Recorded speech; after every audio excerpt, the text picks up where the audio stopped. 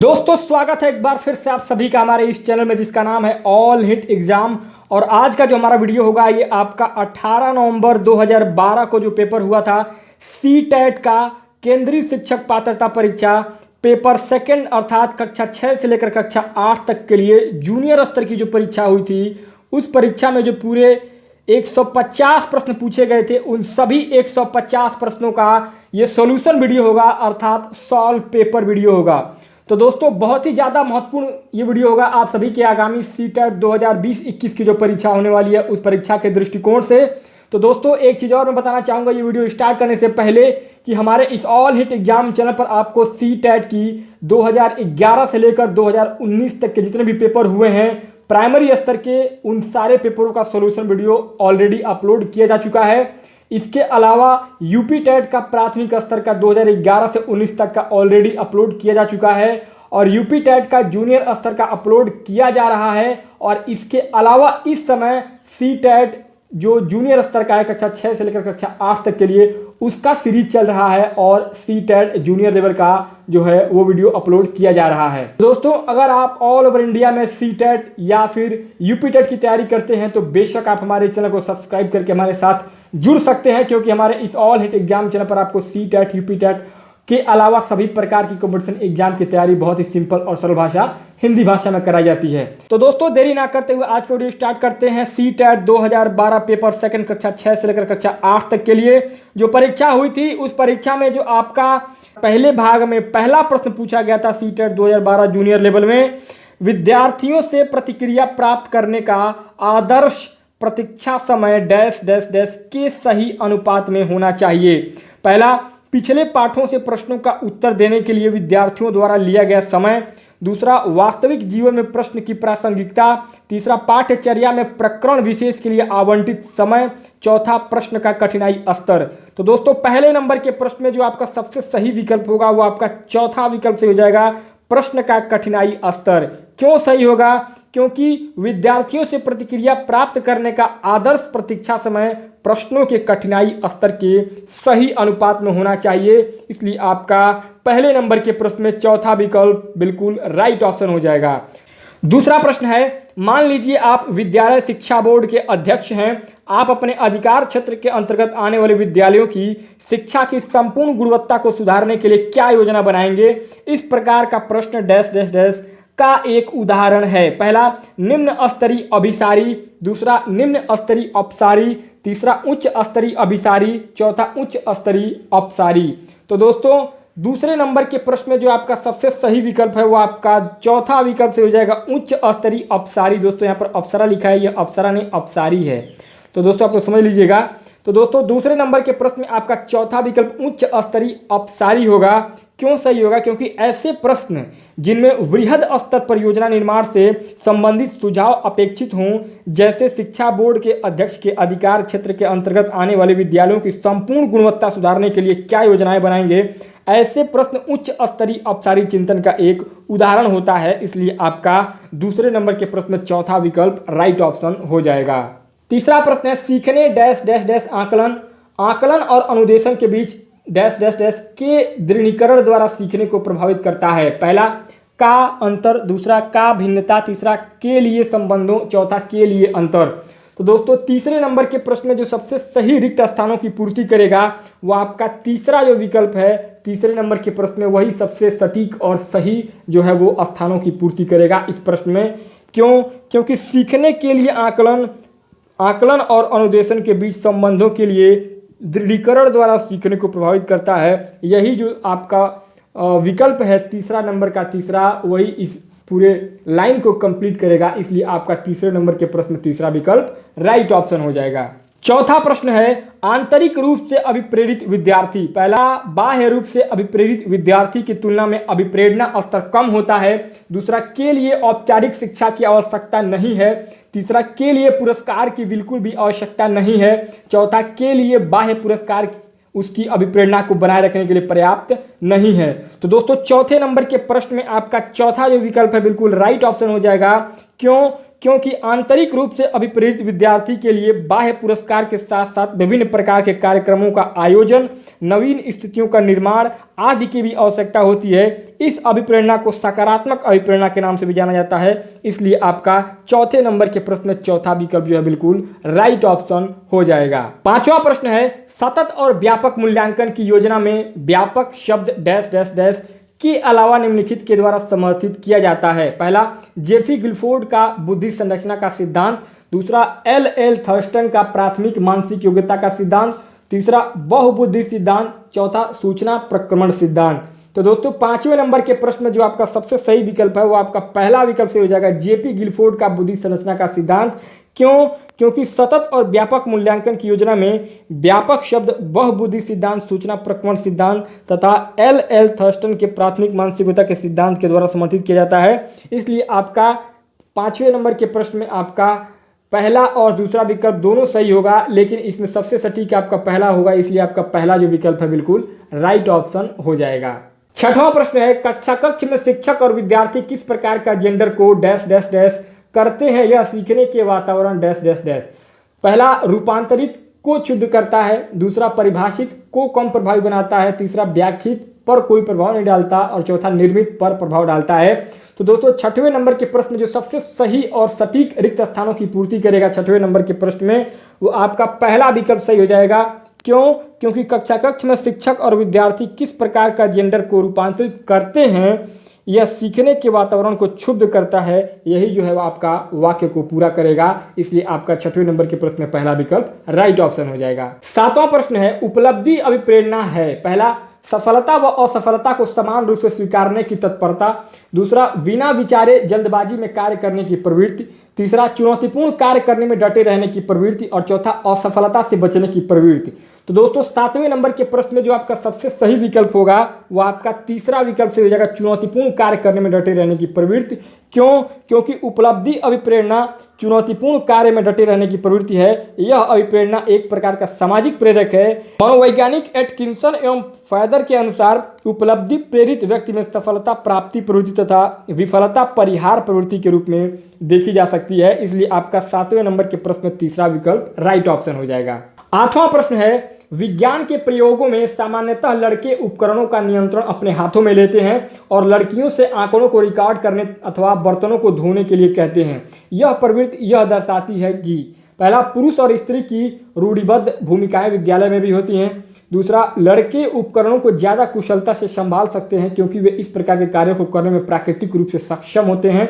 तीसरा, लड़कियां नाजुक होने के कारण ऐसे काम करना पसंद करती हैं जिनमें ऊर्जा की खपत कम होती है। और चौथा, लड़कियां बेहतरीन अवलोकनकर्ता होती हैं और बिना किसी गलती के आंकड़ों का रिकॉर्ड रखती हैं। तो दोस्तों आठवें नंबर के प्रश्न में आपका पहला जो विकल्प है बिल्कुल राइट ऑप्शन हो जाएगा। क्यों? क्योंकि इस प्रकार की प्रवृत्ति यह दर्शाती है कि पुरुष और स्त्री की रूढ़िबद्ध भूमिकाएं विद्यालय में भी होती है। यह प्रवृत्ति लैंगिक भेदभाव की भावना को दर्शाती है। इसलिए आपका आठवें नंबर के प्रश्न में पहला जो विकल्प है बिल्कुल राइट ऑप्शन हो जाएगा। नौवां प्रश्न है, सीबीएसई द्वारा प्रस्तावित समूह परियोजना गतिविधि डैश डैश डैश का एक सशक्त साधन है। पहला, रोजमर्रा के शिक्षण से होने वाले तनाव को दूर करने। दूसरा, अनेकता में एकता की संकल्पना का प्रचार प्रसार करने। तीसरा, सामाजिक भागीदारिता को सुगम बनाने और चौथा, शिक्षकों के भार को हल्का करने। तो दोस्तों 9वें नंबर के प्रश्न में आपका तीसरा जो विकल्प है बिल्कुल राइट ऑप्शन हो जाएगा, सामाजिक भागीदारिता को सुगम बनाने। क्यों? क्योंकि सीबीएसई द्वारा प्रस्तावित समूह परियोजना गतिविधि सामाजिक भागीदारिता को सुगम बनाने का एक सशक्त साधन है। यही जो है आपके वाक्य को पूर्ण करता है और सही और सटीक आंसर होगा। इसलिए आपका 9वें नंबर के प्रश्न में तीसरा विकल्प राइट ऑप्शन हो जाएगा। 10वां प्रश्न है, रेवन का प्रोग्रेसिव मैट्रिसेस परीक्षण डैश डैश डैश परीक्षण का उदाहरण है। पहला, असमूह बुद्धि लब्धांक। दूसरा, व्यक्तित्व। तीसरा, मौखिक बुद्धि लब्धांक। चौथा, संस्कृति मुक्त बुद्धि लब्धांक। तो दोस्तों 10वें नंबर के प्रश्न में जो आपका सबसे सही विकल्प होगा वो आपका चौथा विकल्प से हो जाएगा, संस्कृति मुक्त बुद्धि लब्धांक।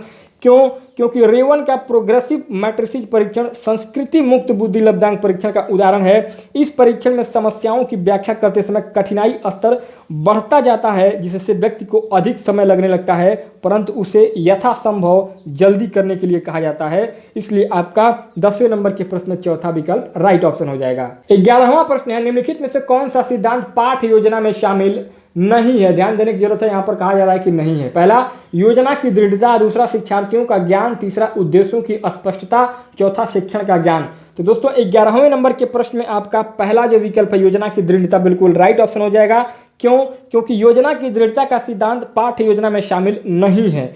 पाठ्य योजना निर्माण का उद्देश्य शिक्षक द्वारा पूर्व निर्धारित उद्देश्यों की प्राप्ति से संबंधित होता है, जिसमें उद्देश्यों की स्पष्टता, शिक्षक द्वारा शिक्षार्थियों के ज्ञान का विस्तार आदि सिद्धांत सम्मिलित होते हैं। इसलिए आपका 11वें नंबर के प्रश्न में पहला विकल्प राइट ऑप्शन हो जाएगा। 12वां प्रश्न है निःशुल्क एवं अनिवार्य शिक्षा का अधिकार 2009 में अनिवार्य शब्द का अर्थ है। पहला केंद्र सरकार दाखिले, उपस्थिति और प्रारंभिक शिक्षा की पूर्णता को सुनिश्चित करेगी। दूसरा उचित सरकारें दाखिले, उपस्थिति और प्रारंभिक शिक्षा की पूर्णता को सुनिश्चित करेंगी।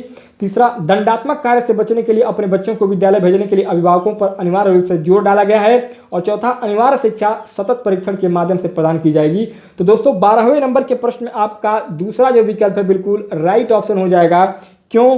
क्योंकि निःशुल्क एवं अनिवार्य शिक्षा का अधिकार 2009 में अनिवार्य शब्द का अर्थ सभी बच्चों के दाखिले, उपस्थिति और प्रारंभिक शिक्षा की पूर्णता को उचित सरकार द्वारा सुनिश्चित करना है। इसलिए आपका 12वें नंबर के प्रश्न में दूसरा विकल्प राइट ऑप्शन हो जाएगा।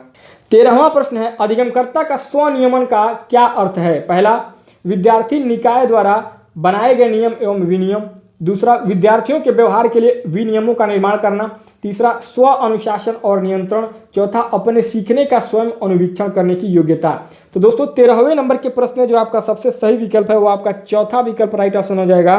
क्यों? क्योंकि जब कोई अधिगमकर्ता किसी अनुक्रिया को स्वयं करता है तो वह उसे जल्दी सीख लेता है। यदि वह सीखी गई अनुक्रिया का स्वयं अनुवीक्षण करता है तो इस स्थिति को स्वनियमन कहा जाता है। इसलिए आपका 13वें नंबर के प्रश्न में चौथा विकल्प राइट ऑप्शन हो जाएगा। 14वां प्रश्न है मैडम चाय खाती हैं वाक्य। पहला अर्थ विज्ञान एवं वाक्य विन्यास दोनों की दृष्टि से सही है। दूसरा अर्थ विज्ञान एवं वाक्य विन्यास दोनों की दृष्टि से गलत है। तीसरा वाक्य विन्यास की दृष्टि से सही है लेकिन अर्थ विज्ञान की दृष्टि से गलत है। और चौथा अर्थ विज्ञान की दृष्टि से सही है लेकिन वाक्य विन्यास की दृष्टि से गलत है। तो दोस्तों 14वें नंबर के प्रश्न में आपका तीसरा जो विकल्प है बिल्कुल राइट ऑप्शन हो जाएगा। क्यों? क्योंकि मैडम चाय खाती हैं यह वाक्य विन्यास की दृष्टि से तो सही है लेकिन अर्थ विज्ञान की दृष्टि से उपयुक्त नहीं है, क्योंकि चाय खाई नहीं पी जाती है। इसलिए आपका 14वें नंबर के प्रश्न में तीसरा विकल्प राइट ऑप्शन हो जाएगा। 15वां प्रश्न है सीखने के सिद्धांतों के संदर्भ में स्कैफोल्डिंग डैश डैश डैश की ओर संकेत करता है। पहला सीखने में वयस्कों द्वारा अस्थायी सहयोग। दूसरा विद्यार्थियों द्वारा की गई गलतियों के कारणों का पता लगाना। तीसरा अनुरूपित शिक्षण। चौथा पूर्व अधिगम की पुनरावृत्ति। तो दोस्तों 15वें नंबर के प्रश्न में जो आपका सबसे सही विकल्प है वो आपका पहला विकल्प सही हो जाएगा, सीखने में वयस्कों द्वारा अस्थायी सहयोग। क्यों? क्योंकि सीखने के सिद्धांतों के संदर्भ में स्कैफोल्डिंग सीखने में वयस्कों द्वारा अस्थायी सहयोग की ओर संकेत करता है। छोटे बच्चे स्कैफोल्डिंग के माध्यम से जल्दी तथा अस्थायी सीखते हैं। इसलिए 15 नंबर के प्रश्न में पहला विकल्प राइट ऑप्शन हो जाएगा। 16वां प्रश्न है एक महिला ने भोजन प्राप्त करने के लिए अपने बच्चे को बेच दिया। इस खबर को डैश डैश डैश के आधार पर अच्छी तरह समझा जा सकता है। पहला मनोसामाजिक सिद्धांत। दूसरा पुनर्बलित आकस्मिकताओं का सिद्धांत। तीसरा मनोविश्लेषणात्मक सिद्धांत। और चौथा पदानुक्रमिक आवश्यकताओं का सिद्धांत। तो दोस्तों 16वें नंबर के प्रश्न में आपका चौथा जो विकल्प है पदानुक्रमिक आवश्यकताओं का सिद्धांत बिल्कुल राइट ऑप्शन हो जाएगा। क्यों? क्योंकि महिला को भोजन के लिए अपने बच्चे को बेचना पदानुक्रमिक आवश्यकता के सिद्धांत को दर्शाता है। इसलिए आपका 16 नंबर के प्रश्न में चौथा विकल्प राइट ऑप्शन हो जाएगा। 17वां प्रश्न है बुद्धि लब्धांक के आधार पर विभिन्न समूहों में विद्यार्थियों का वर्गीकरण उनकी स्वगरिमा को डैश डैश डैश है और उनके शैक्षणिक निष्पादन को डैश डैश डैश है। पहला घटाता घटाता। दूसरा घटाता प्रभावित नहीं करता। तीसरा बढ़ाता घटाता। चौथा बढ़ाता बढ़ाता। तो दोस्तों 17 नंबर के प्रश्न में आपका दूसरा जो विकल्प है घटाता प्रभावित नहीं करता बिल्कुल राइट ऑप्शन हो जाएगा। क्यों? क्योंकि बुद्धि लब्धांक के आधार पर विभिन्न समूहों में विद्यार्थियों का वर्गीकरण उनकी स्वगरिमा को तो घटाता है लेकिन उनके शैक्षणिक निष्पादन को प्रभावित नहीं करता। इसी के आधार पर ही शिक्षक शिक्षण की विभिन्न विधियों का प्रयोग कर शिक्षण को सफल बनाते हैं। इसलिए आपका 17 नंबर के प्रश्न में दूसरा विकल्प राइट ऑप्शन हो जाएगा। 18वां प्रश्न है जॉन डीवी द्वारा समर्थित लैब विद्यालय के उदाहरण हैं। पहला पब्लिक विद्यालय। दूसरा सामान्य विद्यालय। तीसरा फैक्ट्री विद्यालय। और चौथा प्रगतिशील विद्यालय। तो दोस्तों 18वें नंबर के प्रश्न में आपका चौथा जो विकल्प है प्रगतिशील विद्यालय बिल्कुल राइट ऑप्शन हो जाएगा। क्यों? क्योंकि जॉन डीवी द्वारा समर्थित लैब विद्यालय प्रगतिशील विद्यालय का एक उदाहरण है। प्रगतिशील विद्यालय का एकमात्र उद्देश्य बालक की शक्तियों का विकास करना है। इस उद्देश्य की प्राप्ति व्यक्तिगत विभिन्नता के अनुरूप विभिन्न शिक्षण प्रक्रियाओं को अपना कर की जाती है, जिसमें लैब विद्यालय की संकल्पना भी शामिल है। इसलिए आपका 18 नंबर के प्रश्न में चौथा विकल्प राइट ऑप्शन हो जाएगा। 19वां प्रश्न है, लॉरेंस कोहलबर्ग के द्वारा प्रस्तावित निम्नलिखित चरणों में से प्राथमिक विद्यालयों के बच्चे किन चरणों का अनुसरण करते हैं? पहला, ए आज्ञा पालन और दंड उन्मुखीकरण, बी वैयक्तिकता और विनिमय, सी अच्छे अंतःवैयक्तिक संबंध, डी सामाजिक अनुबंधन और व्यक्तिगत अधिकार। अब दोस्तों इसमें पहला, दूसरा, तीसरा और चौथा ऑप्शन दिया गया है, B A, B D, A D, A C. तो दोस्तों 19 नंबर के प्रश्न में आपका पहला जो विकल्प है बी और ए बिल्कुल राइट ऑप्शन हो जाएगा। क्योंकि लॉरेंस कोहलबर्ग ने अपने नैतिक विकास के सिद्धांत को 3 स्तर तथा 6 अवस्थाओं में बांटा। इस सिद्धांत के अनुसार प्राथमिक विद्यालयों के बच्चे आज्ञा पालन एवं दंड उन्मुखीकरण एवं वैयक्तिकता और विनिमय का अनुसरण करते हैं। इसलिए आपका 19 नंबर के प्रश्न में पहला विकल्प जो है बिल्कुल राइट ऑप्शन हो जाएगा। 20वां प्रश्न है, एक विद्यार्थी कहता है उसका दादा आया है। एक शिक्षक होने के नाते आपकी प्रतिक्रिया होनी चाहिए। पहला, दादा आया है की जगह पर दादाजी आए हैं कहना चाहिए। दूसरा, आप अपनी भाषा पर ध्यान दीजिए। तीसरा, अच्छा उसके दादाजी आए हैं। चौथा, बच्चे आप सही वाक्य नहीं बोल रहे। तो 20वें नंबर के प्रश्न में आपका जो तीसरा विकल्प है वो बिल्कुल राइट ऑप्शन हो जाएगा, अच्छा उसके दादाजी आए हैं। क्यों सही होगा? क्योंकि सम्मान की दृष्टि से अच्छा उसके दादाजी आए हैं कहना उचित होगा। इसलिए आपका 20 नंबर के प्रश्न में तीसरा विकल्प राइट ऑप्शन हो जाएगा। 21 नंबर पर जो प्रश्न है, डैश डैश डैश के अलावा निम्नलिखित घटना वृत्तांत रिकॉर्डों की विशेषताएं हैं। पहला, यह पर्याप्त विस्तार से पूर्ण तथ्यात्मक प्रतिवेदन है। दूसरा, यह व्यवहार का व्यक्तिनिष्ठ साक्ष्य है और इसलिए यह शैक्षणिक क्षेत्र के लिए प्रतिपुष्टि फीडबैक उपलब्ध नहीं कराता। तीसरा, यह घटनाओं का सही वर्णन है। और चौथा, यह बच्चे के व्यक्तिगत विकास अथवा सामाजिक अंतःक्रियाओं को वर्णित करता है। तो दोस्तों 21 नंबर के प्रश्न में जो आपका सबसे सही विकल्प होगा वो आपका दूसरा जो विकल्प है बिल्कुल राइट ऑप्शन हो जाएगा। क्योंकि घटनाओं का सही वर्णन बच्चे के व्यक्तिगत विकास अथवा सामाजिक अंतःक्रियाओं को वर्णित करना तथा पर्यटन विस्तार से पूर्ण तथ्यात्मक प्रतिवेदन करना घटना वृत्तांत की प्रमुख विशेषताएं हैं। इसलिए आपका 21 नंबर के प्रश्न में दूसरा विकल्प राइट ऑप्शन हो जाएगा। 22वां प्रश्न है, मिश्रित आयु वर्ग वाले विद्यार्थियों की कक्षा से व्यवहार रखने वाले शिक्षक के लिए डैश डैश डैश का ज्ञान सर्वाधिक महत्वपूर्ण है। पहला, उनके अभिभावकों का व्यवसाय। दूसरा, सामाजिक आर्थिक पृष्ठभूमि। तीसरा, सांस्कृतिक पृष्ठभूमि। और चौथा, विकासात्मक अवस्थाओं। तो दोस्तों 22 नंबर के प्रश्न में आपका चौथा विकल्प विकासात्मक अवस्थाओं बिल्कुल राइट ऑप्शन हो जाएगा। क्योंकि मिश्रित आयु वर्ग वाले विद्यार्थियों की कक्षा से व्यवहार रखने वाले शिक्षक के लिए विकासात्मक अवस्थाओं का ज्ञान सर्वाधिक महत्वपूर्ण है। चूंकि विकास के अंतर्गत बच्चे में मानसिक, सामाजिक, संवेगात्मक तथा शारीरिक दृष्टि से होने वाले परिवर्तनों को सम्मिलित किया जाता है। इसलिए आपका 22 नंबर के प्रश्न में चौथा विकल्प सही हो जाएगा। 23 नंबर पर प्रश्न है, प्रतिभाशाली बच्चे। पहला, बिना किसी सहायता के अपने सामर्थ्य का पूर्ण विकास करते हैं। दूसरा, मानव के लिए महत्वपूर्ण किसी भी क्षेत्र में अस्वभावगत अच्छा निष्पादन करते हैं। तीसरा, सामान्यतः शारीरिक रूप से कमजोर होते हैं और सामाजिक अंतःक्रिया में अच्छे नहीं होते। चौथा, सामान्यतः अपने शिक्षकों को पसंद नहीं करते। तो दोस्तों 23 नंबर के प्रश्न में आपका दूसरा जो विकल्प है बिल्कुल राइट ऑप्शन हो जाएगा। क्योंकि प्रतिभाशाली बच्चे शारीरिक गठन, सामाजिक समायोजन, व्यक्तित्व के लक्षणों, विद्यालयी उपलब्धियों, खेल कूद एवं रुचियों की बहुरूपता आदि में सामान्य बच्चों से बहुत श्रेष्ठ होते हैं। ऐसे बच्चे मानव के लिए किसी महत्वपूर्ण क्षेत्र में भी अस्वभावत अच्छा निष्पादन करते हैं। इसलिए आपका 23 नंबर के प्रश्न में दूसरा विकल्प राइट ऑप्शन हो जाएगा। 24 नंबर पर प्रश्न है, संकल्पनाओं की व्यवस्थित प्रस्तुति विकास के लिए निम्नलिखित किन सिद्धांतों के साथ संबंधित हो सकती है? पहला, विकास के परिणाम स्वरूप वृद्धि होती है। दूसरा, विकास विषम जातीयता से स्वायत्तता की ओर अग्रसर होता है। तीसरा, विद्यार्थी भिन्न दरों पर विकसित होते हैं। और चौथा, विकास सापेक्ष रूप से क्रमिक होता है। तो दोस्तों 24 नंबर के प्रश्न में जो आपका सबसे सही विकल्प होगा वो आपका चौथा विकल्प बिल्कुल राइट ऑप्शन हो जाएगा। विकास सापेक्ष रूप से क्रमिक होता है।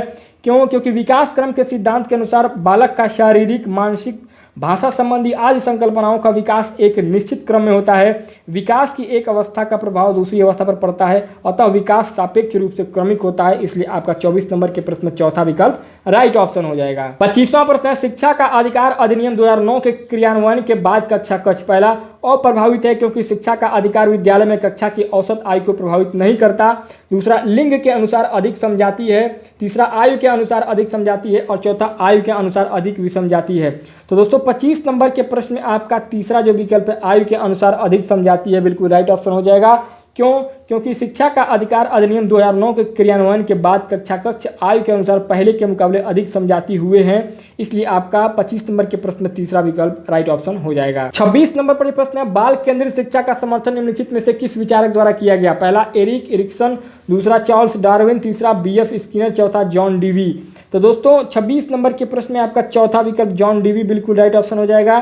क्यों? क्योंकि बाल केंद्रित शिक्षा का समर्थन जॉन डीवी के द्वारा किया गया था। बाल केंद्रित शिक्षा में केंद्रीय स्थान बालक को दिया गया है। इसमें बालक की शारीरिक और मानसिक योग्यता के आधार पर उसकी शिक्षा व्यवस्था की जाती है, इसलिए आपका 26 नंबर के प्रश्न में चौथा विकल्प राइट ऑप्शन हो जाएगा। 27 नंबर पर प्रश्न, प्रतिभाशाली बच्चों के संदर्भ में संवर्धन एक्सीलरेशन का अर्थ है? पहला, ऐसे विद्यार्थियों को वर्तमान स्तर ग्रेड को छोड़कर अगले उच्च स्तर ग्रेड में प्रोन्नत करना। दूसरा, आकलन की प्रक्रिया का संवर्धन करना। तीसरा, शैक्षणिक गतिविधियों के संपादन में संवर्धन करना। चौथा, शैक्षणिक गतिविधियों के संपादन की गति को बढ़ाना। तो दोस्तों 27 नंबर के प्रश्न में आपका पहला जो विकल्प है बिल्कुल राइट ऑप्शन हो जाएगा। क्यों? क्योंकि जिन बच्चों की बुद्धि सामान्य बच्चों से अधिक होती है, ऐसे बच्चे प्रतिभाशाली बच्चे कहलाते हैं। टर्मैन ने 140 से अधिक बुद्धिलब्धि आईक्यू वाले बच्चों को प्रतिभाशाली कहा है। अतः ऐसे विद्यार्थियों के वर्तमान स्तर को छोड़कर अगले उच्च स्तर में प्रोन्नत करना बेहतर होगा, इसलिए आपका 27 नंबर के प्रश्न में पहला विकल्प सही हो जाएगा। 28 नंबर पर प्रश्न है, एकल अभिभावक वाले बच्चे को पढ़ाते समय शिक्षक को पहला, स्थिर और एक रूप वातावरण उपलब्ध कराना चाहिए। दूसरा, इस तथ्य को अनदेखा करना चाहिए और ऐसे बच्चे के साथ अन्य बच्चों के समान व्यवहार करना चाहिए। तीसरा, इस प्रकार के बच्चे के साथ भिन्न प्रकार से व्यवहार करना चाहिए। और चौथा, ऐसे बच्चे को कम गृह कार्य देना चाहिए। तो दोस्तों 28 नंबर के प्रश्न में आपका दूसरा जो विकल्प है बिल्कुल राइट ऑप्शन हो जाएगा। क्यों? क्योंकि शिक्षण प्रक्रिया के दौरान एक शिक्षक को चाहिए कि वह इस प्रकार के बच्चों जैसे कि एकल अभिभावक वाले बच्चे, पिछड़े बच्चे आदि के साथ अन्य बच्चों के समान व्यवहार करे कि उनकी मानसिकता क्षुब्ध न हो, इसलिए आपका 28 नंबर के प्रश्न में दूसरा विकल्प राइट ऑप्शन हो जाएगा। 29 नंबर पर प्रश्न है, प्रतिभाशाली विद्यार्थियों के लिए निम्नलिखित में से कौन सी गतिविधि सर्वाधिक उपयुक्त है? पहला, अभी हाल ही में हुए स्कूल मैच का प्रतिवेदन लिखना। दूसरा, दी गई संकल्पनाओं के आधार पर मौलिक नाटक लिखना। तीसरा, 5 पाठों के अंत में दिए गए अभ्यासों को एक बार में हल करना। चौथा, शिक्षक दिवस पर कक्षा को पढ़ाना। तो दोस्तों 29 नंबर के प्रश्न में आपका दूसरा जो विकल्प है बिल्कुल राइट ऑप्शन हो जाएगा। क्यों? क्योंकि प्रतिभाशाली विद्यार्थी उच्च मानसिक योग्यता वाले होते हैं। ऐसे विद्यार्थी बड़ी तीव्र गति से सीखते हैं। संकल्पनाओं के आधार पर मौलिक नाटक लिखवाना ऐसे विद्यार्थियों के लिए सर्वाधिक उपयुक्त गतिविधि होगा, इसलिए आपका 29 नंबर के प्रश्न में दूसरा विकल्प राइट ऑप्शन हो जाएगा। अब दोस्तों 30वां और आखिरी प्रश्न होगा आपका बाल विकास मनोविज्ञान भाग 1 में शारीरिक गतिक बुद्धि रखने वाले बच्चे की अंतिम अवस्था निम्नलिखित में से कौन सी हो सकती है? पहला, शल्य चिकित्सक। दूसरा, कवि। तीसरा, वाचक। चौथा, राजनीतिक नेता। तो दोस्तों 30वें नंबर के प्रश्न में आपका पहला जो विकल्प है शल्य चिकित्सक बिल्कुल राइट ऑप्शन हो जाएगा। क्यों? क्योंकि शारीरिक गतिक बुद्धि रखने वाले बच्चे की अंतिम अवस्था शल्य चिकित्सक की हो सकती है।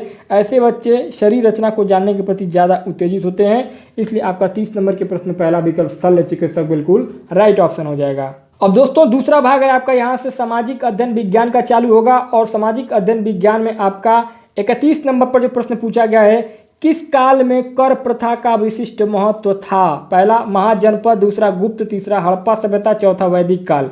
तो दोस्तों 31 नंबर के प्रश्न में आपका पहला विकल्प महाजनपद बिल्कुल राइट ऑप्शन हो जाएगा।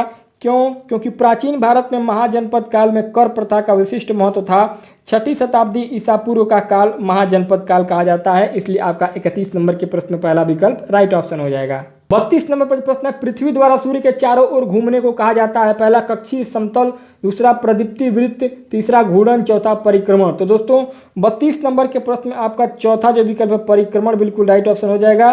क्यों? क्योंकि पृथ्वी द्वारा सूर्य के चारों ओर घूमने को परिक्रमण गति कहा जाता है।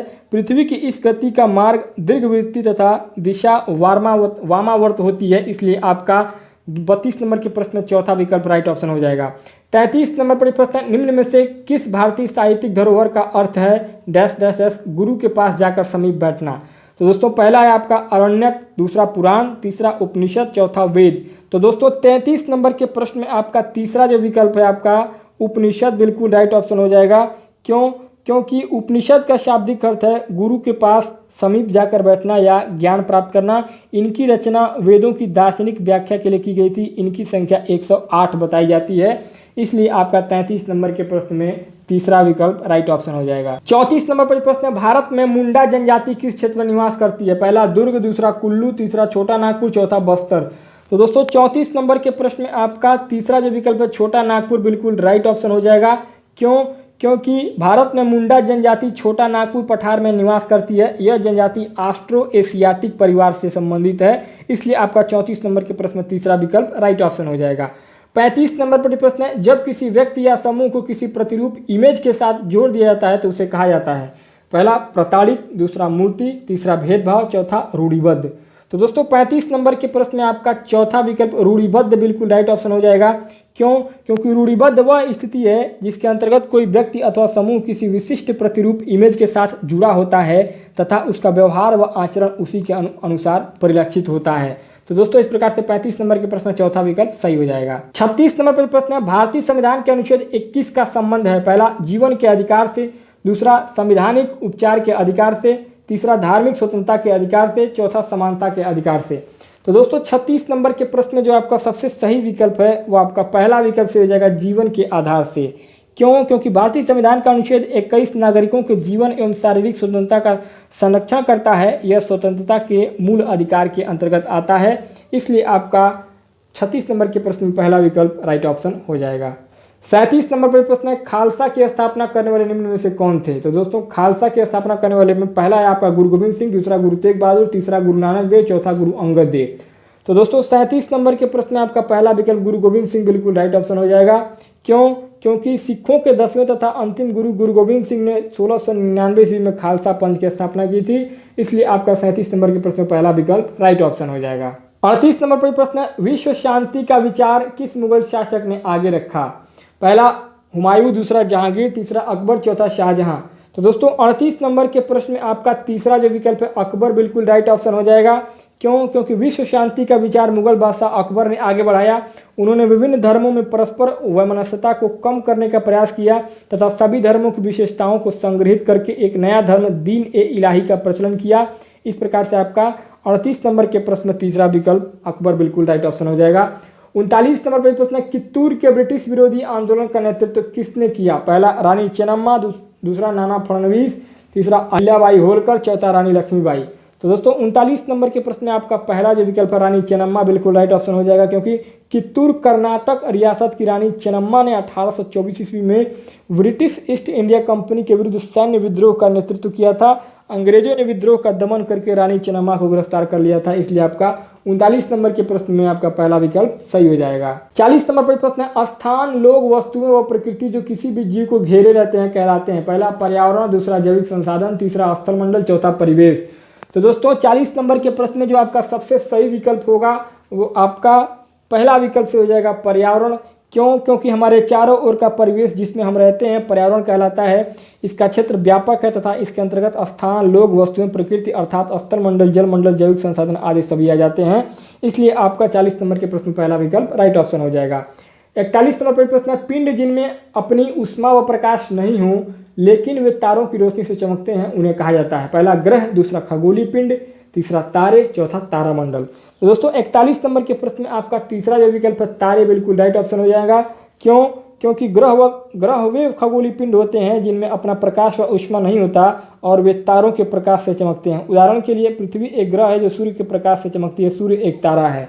तो दोस्तों इस प्रकार से आपका 41 नंबर के प्रश्न में तीसरा विकल्प जो है बिल्कुल राइट ऑप्शन हो जाएगा। 42 नंबर पर प्रश्न, निम्न में से वायुमंडल की कौन सी परत वायुयान उड़ानों के लिए आदर्श है? पहला समताप मंडल, दूसरा बाह्य मंडल, तीसरा क्षोभ मंडल, चौथा आयन मंडल। तो दोस्तों 42 नंबर के प्रश्न में आपका पहला जो विकल्प है समताप मंडल बिल्कुल राइट ऑप्शन हो जाएगा। क्यों? क्योंकि समताप मंडल वायुमंडल में 16 से 50 किलोमीटर के मध्य पाया जाता है। इस मंडल में बादलों, धूल के कणों, संवहन धाराओं, बिजली की कड़क, जलवाष्प आदि कुछ भी नहीं पाया जाता, इसलिए यह परत वायुयान उड़ान के लिए आदर्श मानी जाती है। इसलिए आपका 42 नंबर के प्रश्न में पहला विकल्प राइट ऑप्शन हो जाएगा। 43 नंबर पर यह प्रश्न है, जब कोई शिलाखंड दबाव व कठोरता के कारण परतदार शैल में बदल जाते हैं तो उन्हें कहते हैं? पहला अवसादी शैल, दूसरा प्रारंभिक शैल, तीसरा आग्नेय शैल, चौथा कायांतरित शैल। तो दोस्तों 43 नंबर के प्रश्न में आपका पहला जो विकल्प है अवसादी शैल बिल्कुल राइट ऑप्शन हो जाएगा। क्यों? क्योंकि अवसादी शैलों का निर्माण आग्नेय और रूपांतरित चट्टानों के अपक्षय एवं अपरदन से होता है। ये चट्टानें परतदार होती हैं तथा अधिकांशतः जीवाश्म इन्हीं चट्टानों में पाए जाते हैं, इसलिए आपका 43 नंबर के प्रश्न में पहला विकल्प राइट ऑप्शन हो जाएगा। 44 नंबर पर प्रश्न है, जब बहुत सी औद्योगिक इकाइयां एक दूसरे के नज़दीक स्थित होती हैं और अपनी नज़दीकी का लाभ उठाती हैं तो यह कहलाता है। पहला बाजार व्यवस्था, दूसरा असेंबली लाइन समनुक्रम उत्पादन, तीसरा औद्योगिक तंत्र, चौथा औद्योगिक क्षेत्र। तो दोस्तों 44 नंबर के प्रश्न में आपका चौथा विकल्प औद्योगिक क्षेत्र बिल्कुल राइट ऑप्शन हो जाएगा। क्यों? क्योंकि जब बहुत सी औद्योगिक इकाइयां एक दूसरे के नज़दीक स्थित होती हैं और अपनी नज़दीकी का लाभ उठाती हैं तो ऐसा क्षेत्र औद्योगिक क्षेत्र कहलाता है। किसी औद्योगिक क्षेत्र में उद्योगों के संचालन एवं विकास के लिए सभी सुविधाएं उपलब्ध होती हैं, इसलिए आपका 44 नंबर के प्रश्न में चौथा विकल्प राइट ऑप्शन हो जाएगा। 45 नंबर पर प्रश्न, निम्न में से कौन से वनों की पत्तियों के गिरने का निश्चित समय नहीं होता, इसलिए वे कभी अनावृत नहीं दिखते हैं। पहला शीतोष्ण सदाबहार, दूसरा शीतोष्ण पर्णपाती, तीसरा उष्णकटिबंधीय पर्णपाती और चौथा उष्णकटिबंधीय सदाबहार। तो दोस्तों 45 नंबर के प्रश्न में आपका चौथा जो विकल्प है उष्णकटिबंधीय सदाबहार बिल्कुल राइट ऑप्शन हो जाएगा। क्यों? क्योंकि उष्णकटिबंधीय सदाबहार वन उन क्षेत्रों में पाए जाते हैं जहां वार्षिक वर्षा 200 सेंटीमीटर से अधिक होती है। इनका वितरण उत्तर पूर्वी भारत, पश्चिमी घाट व अंडमान एवं निकोबार द्वीप में पाया जाता है। इनमें पाए जाने वाले प्रमुख वृक्ष रबर, महोगनी, रोजवुड, आबनूस, बांस, बेंत इत्यादि होते हैं, इसलिए आपका 45 नंबर के प्रश्न चार विकल्प राइट ऑप्शन हो जाएगा। 46 नंबर पर प्रश्न है, भारत की सर्वोच्च कानून निर्माण संस्था है। पहला राष्ट्रपति, दूसरा न्यायपालिका, तीसरा संसद और चौथा प्रधानमंत्री व उसका मंत्रिपरिषद। तो दोस्तों 46 नंबर के प्रश्न में आपका तीसरा जो विकल्प है संसद बिल्कुल राइट ऑप्शन हो जाएगा। क्यों? क्योंकि भारत की सर्वोच्च कानून निर्माण संस्था संसद है। भारत में केंद्रीय व्यवस्थापिका को संसद के नाम से जाना जाता है। संसद का गठन लोकसभा, राज्यसभा और राष्ट्रपति से मिलकर होता है, इसलिए आपका 46 नंबर के प्रश्न में तीसरा विकल्प राइट ऑप्शन हो जाएगा। 47 नंबर पर जो प्रश्न है, जब राज्य धार्मिक क्रियाओं में किसी प्रकार का हस्तक्षेप नहीं करता उसे कहा जाता है। पहला प्रभुसत्ता, दूसरा राजतंत्र, तीसरा स्वेच्छाचारी, चौथा धर्मनिरपेक्षता। तो दोस्तों 47 नंबर के प्रश्न में जो आपका सबसे सही विकल्प है वो आपका चौथा विकल्प से हो जाएगा, धर्मनिरपेक्षता। क्यों सही होगा? क्योंकि जब राज्य धार्मिक क्रियाओं में किसी प्रकार का हस्तक्षेप नहीं करता उस स्थिति को धर्मनिरपेक्षता कहा जाता है। किसी धर्मनिरपेक्ष राज्य में राज्य के प्रत्येक नागरिक को अपने धर्म के अनुसार आचरण करने की स्वतंत्रता होती है, इसलिए आपका 47 नंबर के प्रश्न में चौथा विकल्प राइट ऑप्शन हो जाएगा।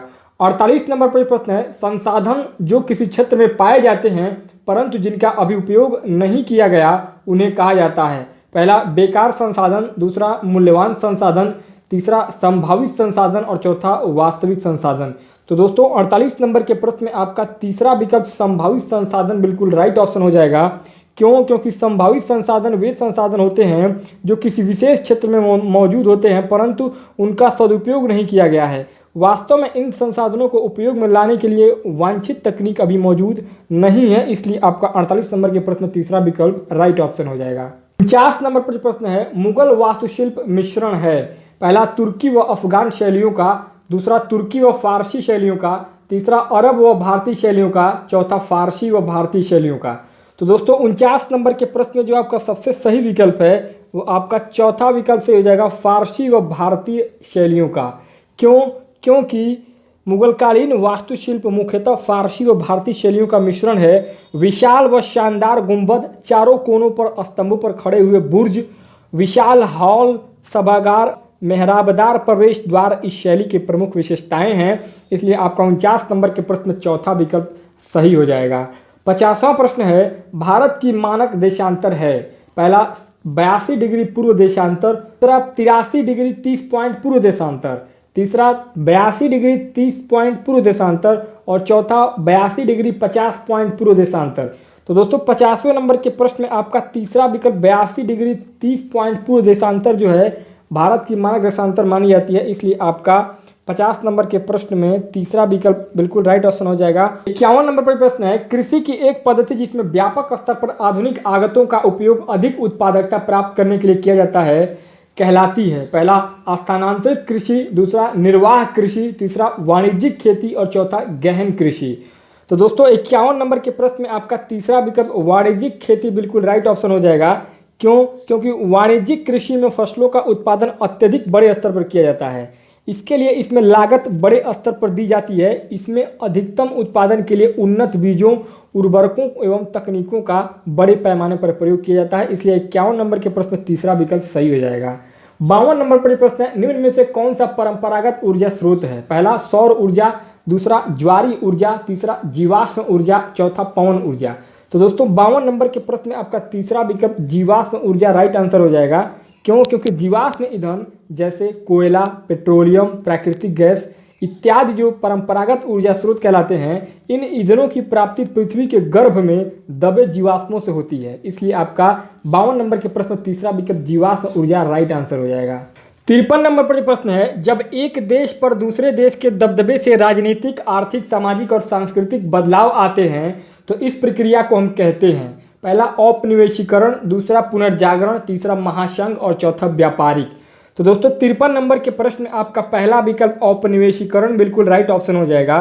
क्यों? क्योंकि औपनिवेशीकरण में एक शक्तिशाली राष्ट्र कमजोर व पिछड़े देश पर अपने आर्थिक एवं राजनीतिक हितों के लिए अपने निर्णयों एवं नीतियों को थोपता है तथा उसके आर्थिक संसाधनों का दोहन करता है। यह स्थिति जो है दोस्तों बिल्कुल पाकिस्तान की जिस तरीके से हो रही है, इस समय चाइना उनका कर रहा है, जिस तरीके से चाइना पाकिस्तान की स्थिति कर रहा है, उसी स्थिति को इस समय औपनिवेशीकरण कहते हैं। तो दोस्तों इस प्रकार से 53 नंबर के प्रश्न में आपका पहला विकल्प जो है बिल्कुल राइट ऑप्शन हो जाएगा। 54 नंबर पर प्रश्न है, उत्तरी अमेरिका का पूर्वी तट व जापान के आसपास समुद्र मत्स्य प्रचुर है क्योंकि? पहला तट के साथ गर्म धारा बहती है, दूसरा गर्म व ठंडी धाराओं का मिलन है, तीसरा तट के साथ एक ठंडी धारा बहती है और चौथा दंतुरित तटीय क्षेत्र है। तो दोस्तों 54 नंबर के प्रश्न में आपका दूसरा जो विकल्प है बिल्कुल राइट ऑप्शन हो जाएगा। क्यों? क्योंकि गर्म व ठंडी धाराओं के मिलन से समुद्र के अंदर जल का तापमान कम हो जाता है, जिससे मछलियों व अन्य समुद्री जीवों को आवश्यक पोषक तत्व प्राप्त होते हैं। ग्रांड बैंक भी इसी का एक उदाहरण है। इसलिए आपका 54 नंबर के प्रश्न में दूसरा विकल्प राइट ऑप्शन हो जाएगा। 55 नंबर पर जो प्रश्न है, एक निश्चित क्षेत्र जहां रहने वाले सभी मतदाता अपना प्रतिनिधि चुनते हैं कहलाता है? पहला राज्य, दूसरा क्षेत्र, तीसरा सीमा, चौथा निर्वाचन क्षेत्र। तो दोस्तों 55 नंबर के प्रश्न में आपका चौथा विकल्प निर्वाचन क्षेत्र बिल्कुल राइट ऑप्शन हो जाएगा। क्यों? क्योंकि वह निश्चित क्षेत्र जहां रहने वाले सभी मतदाता अपना एक प्रतिनिधि चुनते हैं निर्वाचन क्षेत्र कहलाता है। इसलिए आपका 55 नंबर के प्रश्न में चौथा विकल्प सही हो जाएगा। 56 नंबर पर प्रश्न है, भारतीय स्वतंत्रता संग्राम में दांडी यात्रा को किसकी शुरुआत माना जाता है? पहला स्वदेशी आंदोलन, दूसरा होम रूल आंदोलन, तीसरा भारत छोड़ो आंदोलन, चौथा सविनय अवज्ञा आंदोलन। तो दोस्तों 56 नंबर के प्रश्न में आपका चौथा विकल्प सविनय अवज्ञा आंदोलन बिल्कुल राइट ऑप्शन हो जाएगा। क्यों? क्योंकि 5 अप्रैल 1930 को गांधी जी ने दांडी में नमक कानून तोड़कर सविनय अवज्ञा आंदोलन आरंभ किया था। इसलिए आपका 56 नंबर के प्रश्न में चौथा विकल्प सही हो जाएगा। 57 नंबर पर प्रश्न है, शास्त्रीय नृत्यों के संदर्भ में निम्नलिखित में से कौन सा कथन सत्य है? पहला कथकली कथक शैली का एक शास्त्रीय रूप है, दूसरा कथक शैली को शास्त्रीय नृत्य के रूप में मान्यता केवल स्वतंत्रता प्राप्ति के पश्चात मिली है, तीसरा यह लोक नृत्यों से सदा श्रेष्ठ होते हैं, चौथा शास्त्रीय नृत्यों के 8 मान्य रूप हैं। तो दोस्तों 57 नंबर के प्रश्न में चौथा विकल्प शास्त्रीय नृत्यों के 8 मान्य रूप हैं बिल्कुल राइट ऑप्शन हो जाएगा।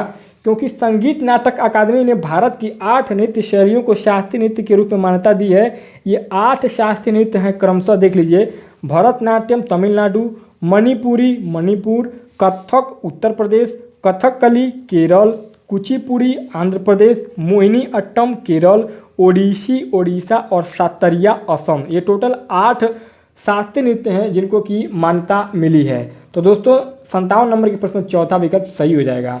58 नंबर पर प्रश्न, निम्न में से कौन सा अपर्दन स्थल रूप है? पहला हिमोड, दूसरा छत्रकशिला, तीसरा लोएस और चौथा डेल्टा। तो दोस्तों 58 नंबर के प्रश्न में आपका दूसरा विकल्प छत्रकशिला बिल्कुल राइट ऑप्शन हो जाएगा। क्यों? क्योंकि छत्रक शिलाओं का निर्माण वायु अपर्दन द्वारा होता है। इन शिलाओं का रूप व आकार छाता के समान होता है। हिमोड, लोएस एवं डेल्टा निक्षेपात्मक स्थल रूप होते हैं। इसलिए आपका 58 नंबर के प्रश्न में दूसरा विकल्प छत्रक शिला राइट ऑप्शन हो जाएगा। 59 नंबर पर प्रश्न है, भारत में राज्य के राज्यपाल की नियुक्ति कौन करता है? पहला प्रधानमंत्री, दूसरा सर्वोच्च न्यायालय के मुख्य न्यायाधीश, तीसरा भारत के राष्ट्रपति और चौथा संसद। तो दोस्तों 59 नंबर के प्रश्न में तीसरा विकल्प भारत के राष्ट्रपति बिल्कुल राइट ऑप्शन हो जाएगा। क्यों? क्योंकि संविधान के अनुच्छेद 155 के अनुसार किसी राज्य के राज्यपाल की नियुक्ति राष्ट्रपति द्वारा की जाती है। इसलिए आपका 59 नंबर के प्रश्न तीसरा विकल्प सही हो जाएगा। 60 नंबर पर प्रश्न है, विश्व की 80% से अधिक जनसंख्या निवास करती है। पहला उत्तरी अमेरिका व एशिया में, दूसरा एशिया व यूरोप में, तीसरा एशिया व अफ्रीका में और चौथा एशिया व दक्षिण अमेरिका में। तो दोस्तों 60 नंबर के प्रश्न में जो आपका सबसे सही विकल्प होगा वो आपका तीसरा विकल्प से हो जाएगा, एशिया व अफ्रीका में। क्यों? क्योंकि विश्व की 80% से भी ज़्यादा जनसंख्या एशिया व अफ्रीका महाद्वीप में निवास करती है। अकेले एशिया में विश्व की लगभग 60% जनसंख्या निवास करती है, इसलिए आपका 60 नंबर के प्रश्न में तीसरा विकल्प राइट ऑप्शन हो जाएगा। 61 नंबर पर प्रश्न, निम्नलिखित में से कौन सा संसद के कार्य प्रकरण को पढ़ाने का सर्वोत्कृष्ट तरीका है? पहला, मुद्दों पर सहमति बनाने के लिए वाद विवाद का आयोजन करना, दूसरा परियोजना कार्य, तीसरा व्याख्यान पद्धति, चौथा कहानी पद्धति। तो दोस्तों 61 नंबर के प्रश्न में जो आपका सबसे सही विकल्प होगा वो आपका पहला विकल्प से हो जाएगा, मुद्दों पर सहमति बनाने के लिए वाद विवाद का आयोजन करना। क्यों? क्योंकि संसद के कार्य प्रकरण को सर्वोत्तम प्रभावी तरीके से पढ़ाने के लिए शिक्षक को कक्षा में वाद विवाद का आयोजन करना चाहिए तथा छात्रों को मुद्दों पर सहमति बनाने के लिए प्रेरित करना चाहिए, इसलिए आपका 61 नंबर के प्रश्न पहला विकल्प सही हो जाएगा। 62 नंबर पर प्रश्न, सतत और व्यापक मूल्यांकन मुख्य रूप से डैश डैश डैश पर बल देता है। पहला, मस्तिष्क, हृदय और हाथ की शिक्षा पर, दूसरा, कमजोर अयोग्य विद्यार्थियों को उच्च स्तर अगली कक्षा में प्रोन्नत करने, तीसरा, बच्चे के सुधार के लिए लगातार परीक्षण करने, चौथा, बच्चे के व्यवहार का सतत अवलोकन करने। तो दोस्तों 62 नंबर के प्रश्न में चौथा विकल्प जो है बिल्कुल राइट ऑप्शन हो जाएगा। क्यों? क्योंकि अध्यापक द्वारा विद्यार्थी के सतत और व्यापक मूल्यांकन का तात्पर्य मुख्य रूप से बच्चे के व्यवहार का सतत अवलोकन करना होता है, इसलिए आपका 62 नंबर के प्रश्न में चौथा विकल्प सही हो जाएगा। 63 नंबर पर प्रश्न, सामाजिक विज्ञान की शिक्षिका अक्सर वस्तुनिष्ठ प्रकार वाला रूपात्मक आकलन करती है, लेकिन उसे उसके द्वारा विकसित परीक्षण की विश्वसनीयता पर शंका है। इस प्रकार के आकलन की विश्वसनीयता को बढ़ाने के लिए क्या करना चाहिए? पहला, यह पता लगाना कि अन्य शिक्षक क्या करते हैं, दूसरा, प्रश्नों की संख्या बढ़ाना, तीसरा, मानकीकृत परीक्षण का प्रयोग, चौथा, एनसीईआरटी द्वारा प्रकाशित उदाहरण रूपी पुस्तिकाओं में दिए गए प्रश्नों का प्रयोग करना। तो दोस्तों 63 नंबर के प्रश्न में जो आपका सबसे सही विकल्प है वो आपका तीसरा विकल्प से हो जाएगा, मानकीकृत परीक्षण का प्रयोग। क्यों? क्योंकि वस्तुनिष्ठ प्रकार वाले रूपात्मक आकलन की विश्वसनीयता को बढ़ाने के लिए शिक्षिका द्वारा मानकीकृत परीक्षणों का प्रयोग किया जाना चाहिए, इसलिए आपका 63 नंबर के प्रश्न तीसरा विकल्प सही हो जाएगा। 64 नंबर पर प्रश्न है, सामाजिक विज्ञान को बच्चों को डैश डैश डैश के साथ लैस करना चाहिए। पहला, स्वतंत्र रूप से चिंतन करने की योग्यता, दूसरा, सामाजिक व्यवहारों का बचाव करने की योग्यता, तीसरा, जेंडर के बारे में सामाजिक नियमों का पालन करने की योग्यता, चौथा, सामाजिक दबावों को झेलने की योग्यता। तो दोस्तों 64 नंबर के प्रश्न में आपका पहला विकल्प बिल्कुल राइट ऑप्शन हो जाएगा। क्यों? क्योंकि सामाजिक विज्ञान शिक्षण का मुख्य उद्देश्य विद्यार्थियों को विभिन्न सामाजिक मुद्दों पर स्वतंत्र रूप से चिंतन करने का योग्य बनाना होना चाहिए, इसलिए आपका 64 नंबर के प्रश्न पहला विकल्प राइट आंसर हो जाएगा। 65 नंबर पर प्रश्न, निम्नलिखित में से कौन सी अनोन्य पारस्परिक अधिगम की विशेषता है? पहला, शिक्षक सक्रिय रूप से शिक्षण अधिगम प्रक्रिया को आगे बढ़ाते हुए परस्पर आदान प्रदान करता है, दूसरा, शिक्षिका विद्यालय में कार्य करते हुए अपनी शिक्षा को पूरा करती है, तीसरा, सीखने का उत्तरदायित्व विद्यार्थियों और शिक्षक दोनों के द्वारा साझा किया जाता है और चौथा, भूलने के कारणों को संबोधित करते हुए सीखना अग्रसरित होता है। तो दोस्तों 65 नंबर के प्रश्न में आपका तीसरा विकल्प बिल्कुल राइट ऑप्शन हो जाएगा। क्यों? अन्योन्य अधिगम की प्रक्रिया में सीखने का उत्तरदायित्व विद्यार्थियों और शिक्षक दोनों के द्वारा साझा किया जाता है, इसलिए आपका 65 नंबर के प्रश्न में तीसरा विकल्प राइट ऑप्शन हो जाएगा। 66 नंबर पर प्रश्न है, समाज विज्ञानों के नियामक मानदंड संबंधी आयाम निम्नलिखित आयामों में से किसे शामिल करते हैं? पहला, उपयोगिता, दूसरा, अकाट्यता, तीसरा, प्रासंगिकता, चौथा, समानता। तो दोस्तों 66 नंबर के प्रश्न में आपका चौथा विकल्प समानता बिल्कुल राइट ऑप्शन हो जाएगा। क्यों? क्योंकि समाज विज्ञानों के नियामक मानदंड संबंधी आयामों में समानता को सम्मिलित किया जाता है, इसलिए आपका 66 नंबर प्रश्न चौथा विकल्प राइट ऑप्शन हो जाएगा। 67 नंबर पर प्रश्न, मौसमी उपकरणों के द्वारा मौसम संबंधी सूचनाएं एकत्र करना उदाहरण है। पहला, तृतीयक आंकड़ों का, दूसरा, विधागत आंकड़ों का, तीसरा, प्राथमिक आंकड़ों का और चौथा, द्वितीयक आंकड़ों का। तो दोस्तों 67 नंबर के प्रश्न तीसरा विकल्प प्राथमिक आंकड़ों का बिल्कुल राइट ऑप्शन हो जाएगा। क्यों? क्योंकि मौसमी उपकरणों के द्वारा मौसम संबंधी सूचनाओं को एकत्र करना प्राथमिक आंकड़ों के अंतर्गत आता है, इसलिए आपका 67 नंबर के प्रश्न तीसरा विकल्प सही हो जाएगा। 68 नंबर पर प्रश्न है, प्रथम पीढ़ी के अधिगमकर्ता के अभिभावक शिक्षक अभिभावक संघ पीटीए में अपने बच्चों की शैक्षिक समस्याओं से निपटने में अपनी अयोग्यता को अभिव्यक्त करते हैं। एक शिक्षक के रूप में आप पहला, उन्हें यह बताते हुए तसल्ली देंगे कि अपने बच्चे के बारे में उनका ज्ञान उन बच्चों से व्यवहार करने में सहायता करने के लिए सर्वाधिक महत्वपूर्ण है। दूसरा, उन्हें घर पर विभिन्न प्रकार की अधिगम सामग्री से समृद्ध वातावरण उपलब्ध कराने के लिए कहेंगे। तीसरा, उन्हें प्रौढ़ शिक्षा के लिए स्थापित केंद्रों में जाने के लिए कहेंगे। और चौथा, उन्हें अपने बच्चों द्वारा घर पर पढ़ाई पर दिए जाने वाले समय को ध्यानपूर्वक देखने के लिए कहेंगे। तो दोस्तों 68 नंबर के प्रश्न में चौथा जो विकल्प है बिल्कुल राइट ऑप्शन हो जाएगा। क्यों? क्योंकि यदि अभिभावक अपने बच्चों की शैक्षिक समस्याओं से निपटने में अपनी अयोग्यता को अभिव्यक्त करते हैं तो अध्यापक को उन्हें समझाना चाहिए कि घर पर इस बात का ध्यान रखें कि बच्चे पढ़ाई पर पर्याप्त समय दे रहे हैं या नहीं। तो दोस्तों 68 नंबर के प्रश्न में चौथा विकल्प सही हो जाएगा। 69 नंबर पर जो प्रश्न है, लोकतांत्रिक राजतंत्र पढ़ाते समय सामाजिक विज्ञानों की शिक्षिका अपनी कक्षा से बातचीत करने के लिए स्थानीय कॉलेज से राजनीति विज्ञान के विशेषज्ञ को आमंत्रित करती है। इससे पहले कि विशेषज्ञ उसकी कक्षा से बातचीत करें, शिक्षिका को निम्नलिखित में से किसकी साझेदारी उनके साथ करनी चाहिए? पहला, कक्षा में कुछ विद्यार्थी ऐसे हैं जो आरक्षित श्रेणियों से संबंधित हैं। दूसरा, इस प्रकरण के लिए अनुदेशनात्मक उद्देश्य। तीसरा, कक्षा के लिए प्रस्तावित पाठ्य पुस्तक। और चौथा, इस प्रकरण पर आधारित आकलनों का प्रकार। तो दोस्तों 69 नंबर के प्रश्न में दूसरा जो विकल्प है बिल्कुल राइट ऑप्शन हो जाएगा। क्यों? क्योंकि कक्षा में विषय विशेषज्ञ के वक्तव्य से पूर्व शिक्षिका को छात्रों से इसके अनुदेशनात्मक उद्देश्यों की चर्चा करनी चाहिए तथा वांछित दिशा निर्देशों को बताना चाहिए ताकि छात्र इस वक्तव्य से अधिकतम ज्ञान अर्जित कर सकें। इसलिए आपका 69 नंबर के प्रश्न में दूसरा विकल्प राइट ऑप्शन हो जाएगा। 70 नंबर पर प्रश्न है, राष्ट्रीय स्तर पर सामाजिक विज्ञानों की पुस्तक की निम्नलिखित में से कौन सी सर्वाधिक महत्वपूर्ण विशेषता है?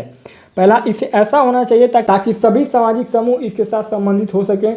दूसरा, इसे विशेषता इतिहास लिखने में किसी विचारधारा विशेष का अनुगमन नहीं करना चाहिए। तीसरा, इसमें अधिक लंबी पाठ्य सामग्री शामिल नहीं होनी चाहिए क्योंकि लंबी पाठ्य सामग्री को याद करने में बच्चों को कठिनाई होती है। और चौथा, उसे स्पष्ट और व्यवस्थित रूप में सूचना उपलब्ध करानी चाहिए ताकि याद करने में मदद मिल सके। तो दोस्तों 70 नंबर के प्रश्न में पहला जो विकल्प है बिल्कुल राइट ऑप्शन हो जाएगा। क्यों? क्योंकि राष्ट्रीय स्तर पर सामाजिक विज्ञान की पुस्तक की पाठ्य सामग्री ऐसी होनी चाहिए कि सभी सामाजिक समूह इसके साथ संबंधित हो सकें। इसलिए आपका 70 नंबर के प्रश्न में पहला विकल्प सही हो जाएगा। 71 नंबर पर प्रश्न है, निम्नलिखित में से कौन सी शिक्षण सहायक सामग्री महाद्वीपों के अनुपातिक क्षेत्र व आकार को दर्शाने के लिए सबसे अधिक उपयुक्त है? पहला, ग्लोब। दूसरा, विश्व का राजनीतिक मानचित्र। तीसरा, विश्व का भौतिक मानचित्र। चौथा, पृथ्वी का पोस्टर। तो दोस्तों 71 नंबर के प्रश्न में आपका पहला जो विकल्प है बिल्कुल राइट ऑप्शन हो जाएगा, ग्लोब। क्योंकि सामाजिक विज्ञान शिक्षण में महाद्वीपों के अनुपातिक क्षेत्र, आकार, स्थिति व विस्तार को प्रभावी रूप से समझाने के लिए ग्लोब का प्रयोग सर्वाधिक उपयुक्त होगा। इसलिए आपका 71 नंबर के प्रश्न में पहला विकल्प राइट ऑप्शन हो जाएगा। 72 नंबर पर प्रश्न है, एक कक्षा में कुछ आदिम जनजाति के बच्चे भी शामिल हैं तथा इसके कारण उस कक्षा में सांस्कृतिक विविधता का माहौल है। शिक्षक द्वारा इसका प्रभावी ढंग से इस्तेमाल करने हेतु निम्नलिखित में से कौन सा तरीका सबसे उपयुक्त होगा? पहला, विद्यार्थियों से अपनी संस्कृति और उनके द्वारा सबसे अधिक मूल्यवान अथवा सम्मानित बिंदुओं से जुड़े प्रकरणों पर क्रियात्मक शोध करने के लिए कहना। दूसरा, आदिम जनजातियां शिल्पकृतियों और पोशाकों को प्रदर्शित करना।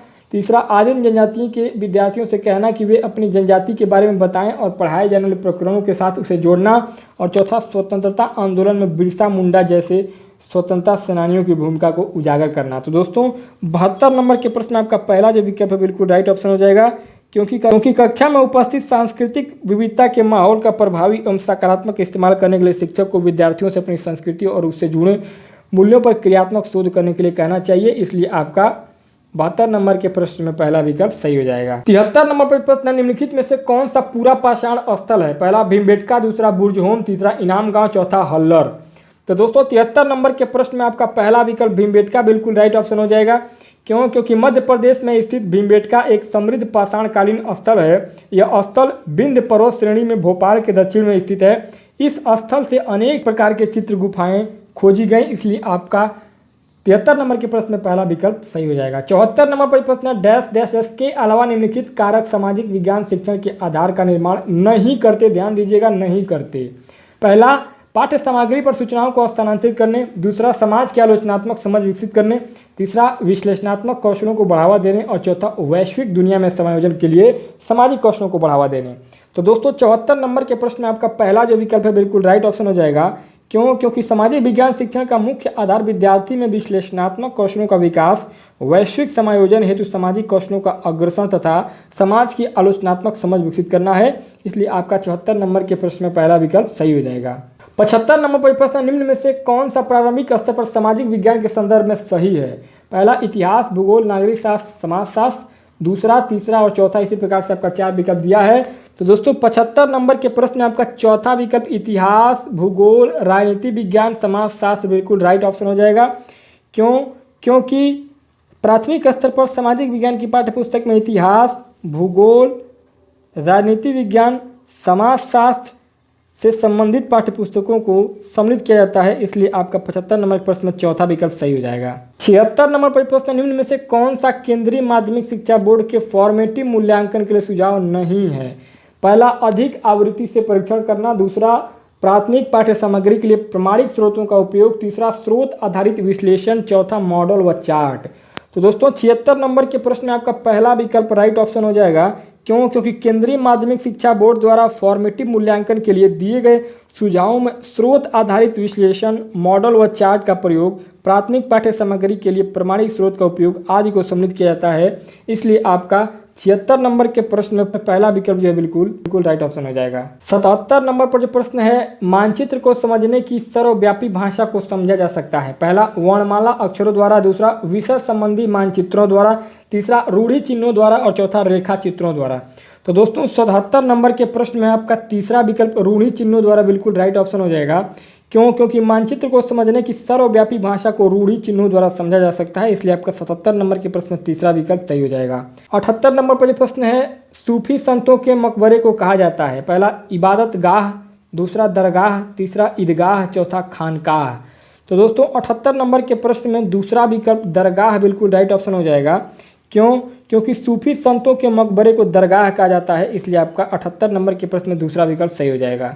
79 नंबर पर प्रश्न है, अटलांटिक महासागर के विषय में निम्नलिखित तथ्य पढ़ें। पहला, ए यह अंग्रेजी के यस अक्षर के आकार का है। बी, इसकी तटरेखा सरल रेखीय व निर्बाध है। सी, व्यापारिक दृष्टि से यह सबसे व्यस्त महासागर है। उपरोक्त कथनों में से कौन से कथन सत्य हैं? पहला, दूसरा, तीसरा, चौथा आपका विकल्प दिया गया है। अब दोस्तों 79 नंबर के प्रश्न में आपका पहला विकल्प ए और सी जो है बिल्कुल राइट ऑप्शन हो जाएंगे। क्योंकि अटलांटिक महासागर दूसरा सबसे बड़ा महासागर है। इसका क्षेत्रफल संपूर्ण पृथ्वी का लगभग 1/6 है। इसका आकार अंग्रेजी के एस अक्षर के सदृश है। यह व्यापारिक दृष्टि से सबसे व्यस्त महासागर है, इसलिए आपका 79 नंबर के प्रश्न में पहला विकल्प सही हो जाएगा। 80 नंबर पर प्रश्न, मौर्य शासक अशोक द्वारा लड़ी गई लड़ाई का स्थल कलिंग वर्तमान में कहाँ है? पहला, केरल। दूसरा, आंध्र प्रदेश। तीसरा, कर्नाटक। चौथा, ओडिशा। तो दोस्तों 80 नंबर के प्रश्न में चौथा विकल्प ओडिशा बिल्कुल राइट ऑप्शन हो जाएगा। क्योंकि मौर्यकालीन कलिंग गणतंत्र ओडिशा राज्य में स्थित है। इसका कुछ भाग आंध्र प्रदेश के सीमावर्ती क्षेत्र के अंतर्गत भी आता है। यह दामोदर तथा गोदावरी नदी के मध्य अत्यंत उपजाऊ क्षेत्र था, इसलिए आपका 80 नंबर के प्रश्न में चौथा विकल्प सही हो जाएगा।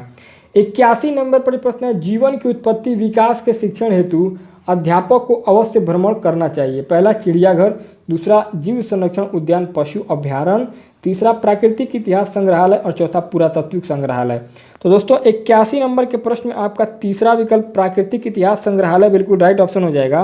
क्योंकि सामाजिक विज्ञान के शिक्षक को जीवन की उत्पत्ति विकास विषय पर शिक्षण हेतु प्राकृतिक इतिहास संग्रहालय का भ्रमण अवश्य करना चाहिए, इसलिए आपका 81 नंबर के प्रश्न में तीसरा विकल्प सही हो जाएगा। 82 नंबर पर प्रश्न है, निम्नलिखित में से कहाँ सभी अक्षांशों पर दोपहर का सूर्य वर्ष में कम से कम एक बार सीधा ऊपर से चमकता है?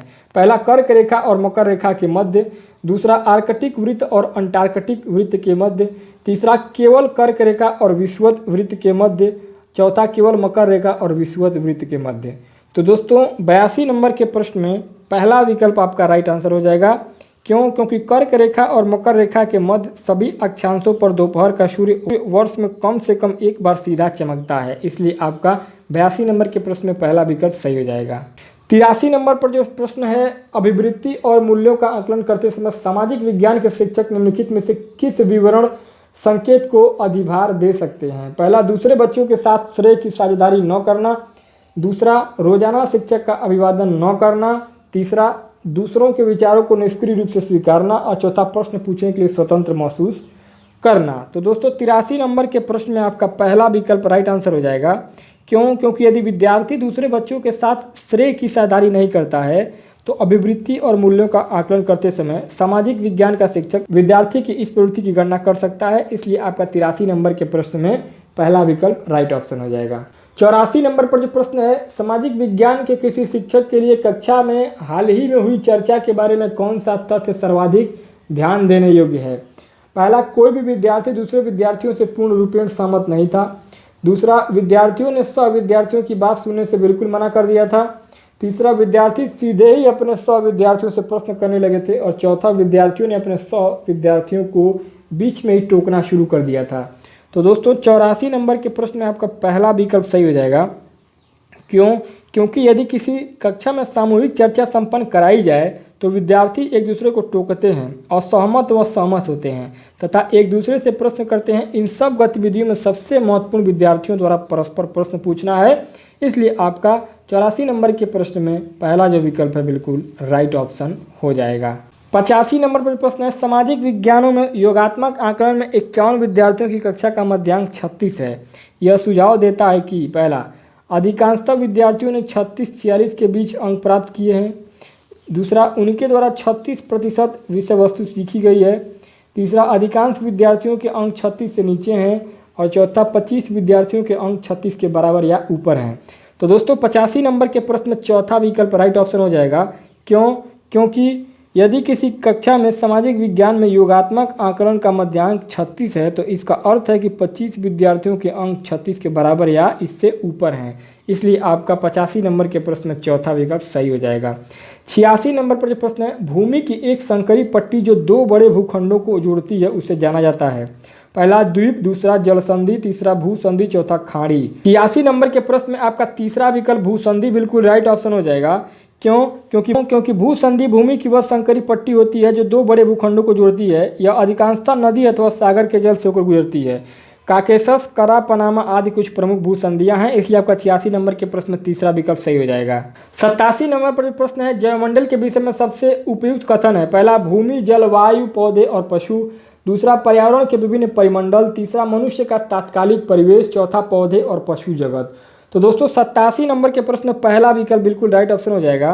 क्यों? क्योंकि पृथ्वी के जिस भाग में जीवन पाया जाता है उसे जैवमंडल, बायोस्फीयर कहते हैं। जैवमंडल में रहने वाले सभी जीव, वनस्पति अथवा प्राणी एक दूसरे को प्रभावित करते हैं। भूमि, जल, वायु, वनस्पति और प्राणी जैवमंडल के महत्वपूर्ण घटक हैं। इसलिए आपका 87 नंबर के प्रश्न में पहला विकल्प सही हो जाएगा। 88 नंबर पर प्रश्न, निम्न में से कौन सा विविधता को बढ़ावा देता है? पहला, अपने गांव जाना। दूसरा, रेलगाड़ी में यात्रा करना। तीसरा, अपनी मातृभाषा में बोलना। चौथा, अपने त्योहारों को मनाना। तो दोस्तों 88 नंबर के प्रश्न में तीसरा विकल्प अपनी मातृभाषा में बोलना बिल्कुल राइट ऑप्शन हो जाएगा। क्यों? क्योंकि व्यक्तियों द्वारा अपनी मातृभाषा में बोलना विविधता को बढ़ावा देता है। 89 नंबर पर प्रश्न है, सन 2012 को निम्नलिखित में से किस प्रकार से भी लिखा जा सकता है?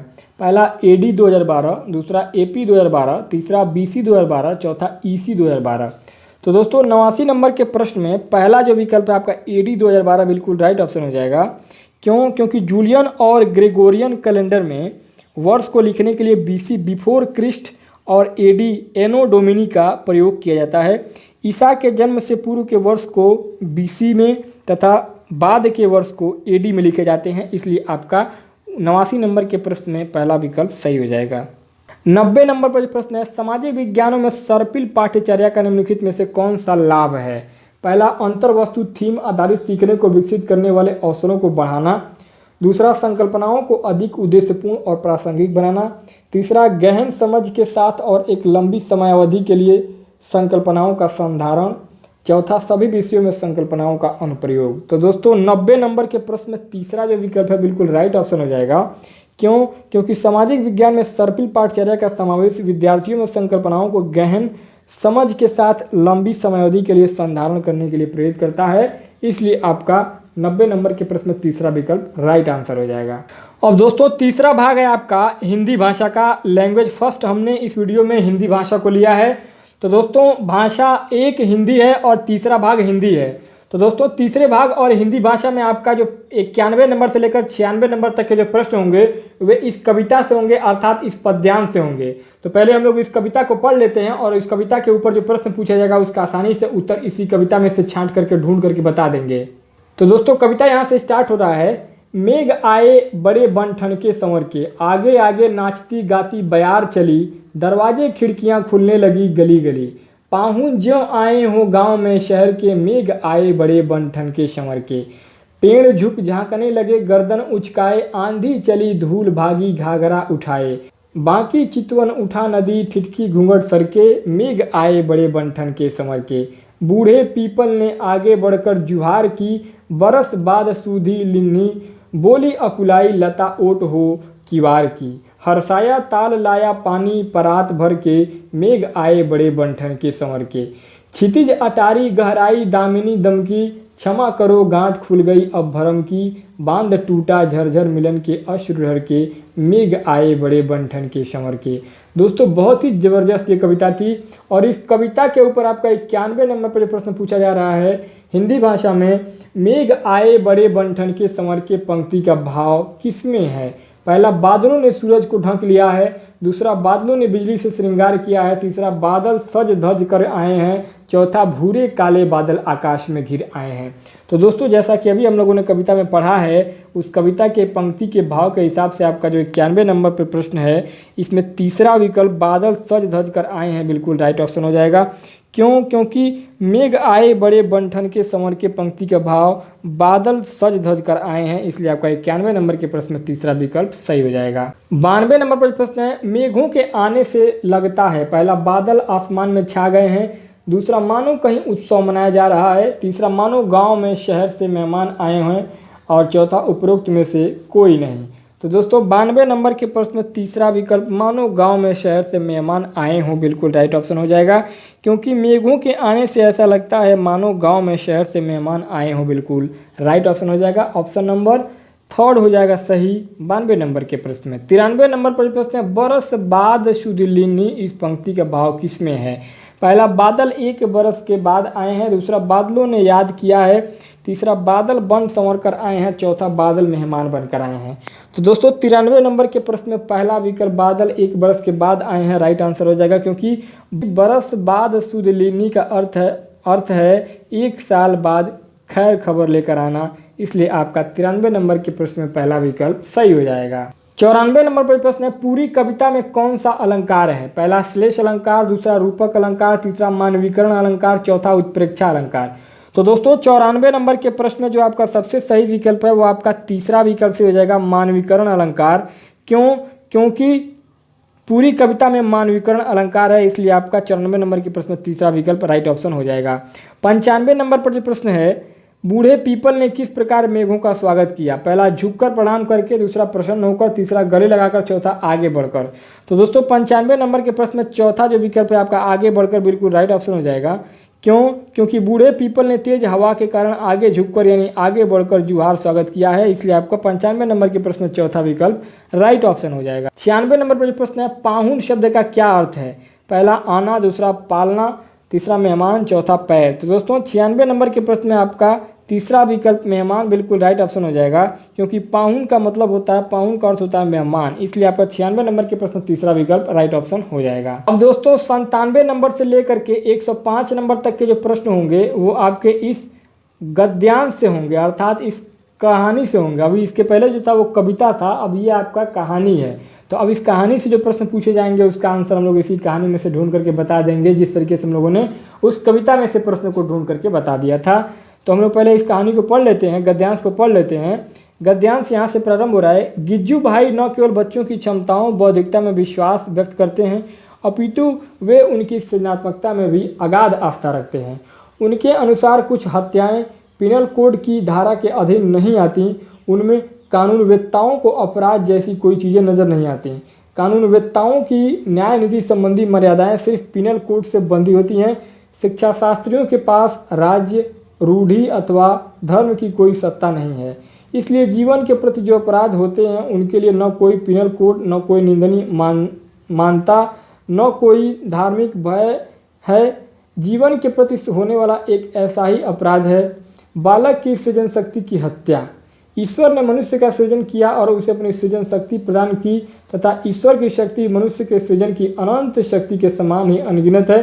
साहित्य एक सृजन है, चित्रकला दूसरा सृजन है, संगीत तीसरा सृजन है और स्थापत्य चौथा सृजन है। इसी तरह गिनाने बैठा जाए तो मनुष्य के द्वारा बनाई गई अनेकानेक कृतियों का गिना जा सकता है।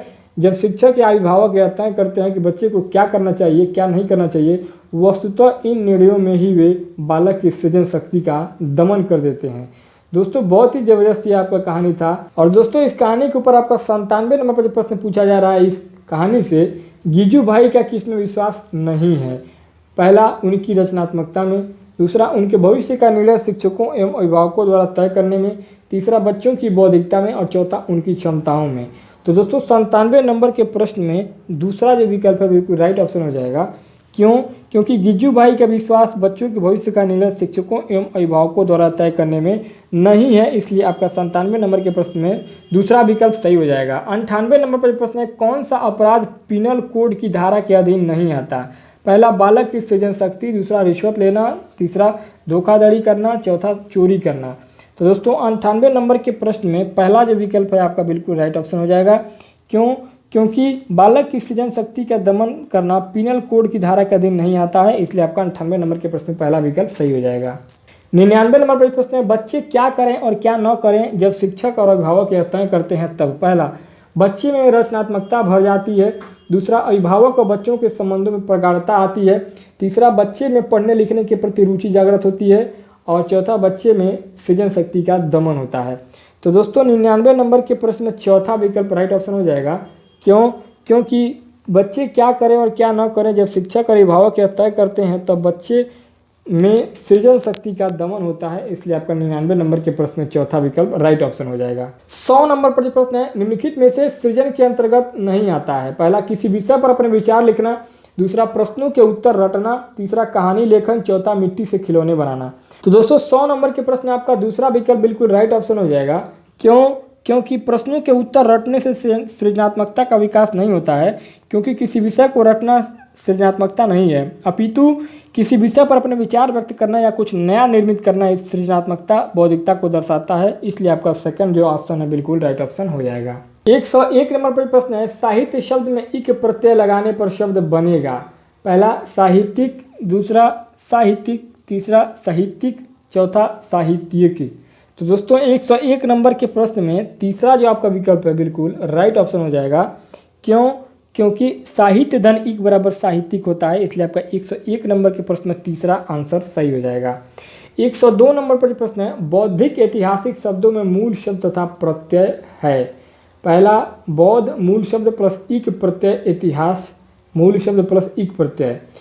इसी प्रकार आपका दूसरा, तीसरा और चौथा विकल्प दिया गया है। तो दोस्तों 102 नंबर के प्रश्न में चौथा जो आपका विकल्प दिया गया है, बुद्धि मूल शब्द प्लस इक प्रत्यय, इतिहास मूल शब्द और इक प्रत्यय। तो दोस्तों इस प्रकार से आपका 102 नंबर के प्रश्न में चौथा जो विकल्प है बिल्कुल सही और राइट आंसर हो जाएगा। 103 नंबर पर प्रश्न है, न्याय नीति में डैश डैश समास है? पहला, कर्मधारय। दूसरा, द्वंद्व। तीसरा, अव्ययी भाव। चौथा, तत्पुरुष। तो दोस्तों 103 नंबर के प्रश्न में आपका दूसरा जो विकल्प है द्वंद्व समास बिल्कुल राइट ऑप्शन हो जाएगा, क्योंकि न्याय नीति बराबर न्याय और नीति, उपरोक्त उदाहरण में न्याय व नीति दोनों प्रधान हैं, अतः यहाँ द्वंद्व समास होगा, इसलिए आपका 103 नंबर के प्रश्न में दूसरा विकल्प राइट ऑप्शन हो जाएगा। 104 नंबर पर प्रश्न है, ईश्वर का पर्यायवाची नहीं है? पहला, जगदीश। दूसरा, परमेश्वर। तीसरा, परमात्मा। चौथा, ब्रह्मा। तो दोस्तों 104 नंबर के प्रश्न में चौथा विकल्प ब्रह्मा बिल्कुल राइट ऑप्शन हो जाएगा। क्यों? क्योंकि जगदीश, परमेश्वर, परमात्मा ये सभी ईश्वर के पर्यायवाची हैं, किंतु ब्रह्मा ईश्वर के पर्यायवाची नहीं है। 105 नंबर पर प्रश्न है, समान का विलोम शब्द है? पहला, सामना। दूसरा, असमानता। तीसरा, समान। चौथा, असमान। तो दोस्तों 105 नंबर के प्रश्न में चौथा विकल्प असमान बिल्कुल राइट ऑप्शन हो जाएगा, क्योंकि समान का विलोम असमान होता है। अब दोस्तों 106 से लेकर के 120 तक के जो प्रश्न होंगे उसमें सबसे उचित विकल्प को चुन करके बताना है। 106 नंबर पर प्रश्न है, भाषा। पहला, जानने का अर्थ उसका व्याकरण जानना है। दूसरा, सीखने सिखाने में पाठ्य पुस्तकों का विशेष महत्व होता है। तीसरा, जीवन की विभिन्न स्थितियों को साधती है। और चौथा, व्याकरण पर ही आधारित होती है। तो दोस्तों 106 नंबर के प्रश्न में आपका तीसरा विकल्प जीवन की विभिन्न स्थितियों को साधती है बिल्कुल राइट ऑप्शन हो जाएगा। क्यों?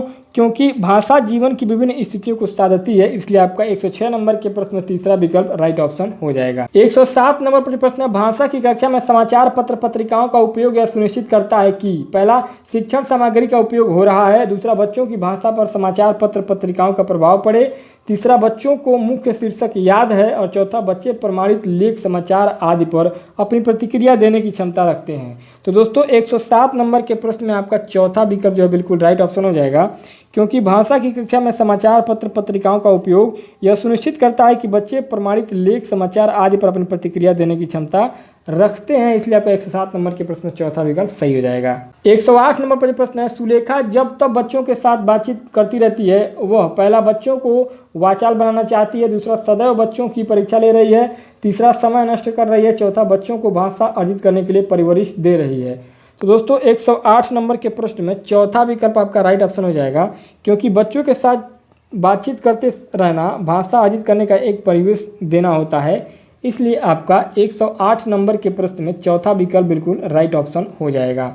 109 नंबर पर प्रश्न है, सुमन बचपन से ही गुजराती बोल समझ लेती है, वह कभी विद्यालय नहीं जाती है, यह उदाहरण है। पहला भाषा अर्जन का, दूसरा सुमन की प्रतिभा का, तीसरा भाषा सीखने का, चौथा भाषा में पिछड़ेपन का। तो दोस्तों 109 नंबर के प्रश्न में आपका पहला विकल्प भाषा अर्जन का बिल्कुल राइट ऑप्शन हो जाएगा, क्योंकि भाषाई परिवेश में रहकर क्षेत्र विशेष की बातचीत को समझना बोलना आदि सभी भाषा अर्जन के एक उदाहरण है, इसलिए आपका 109 नंबर के प्रश्न में पहला विकल्प सही हो जाएगा। 110 नंबर पर प्रश्न है, भाषा में सतत और व्यापक मूल्यांकन का उद्देश्य है।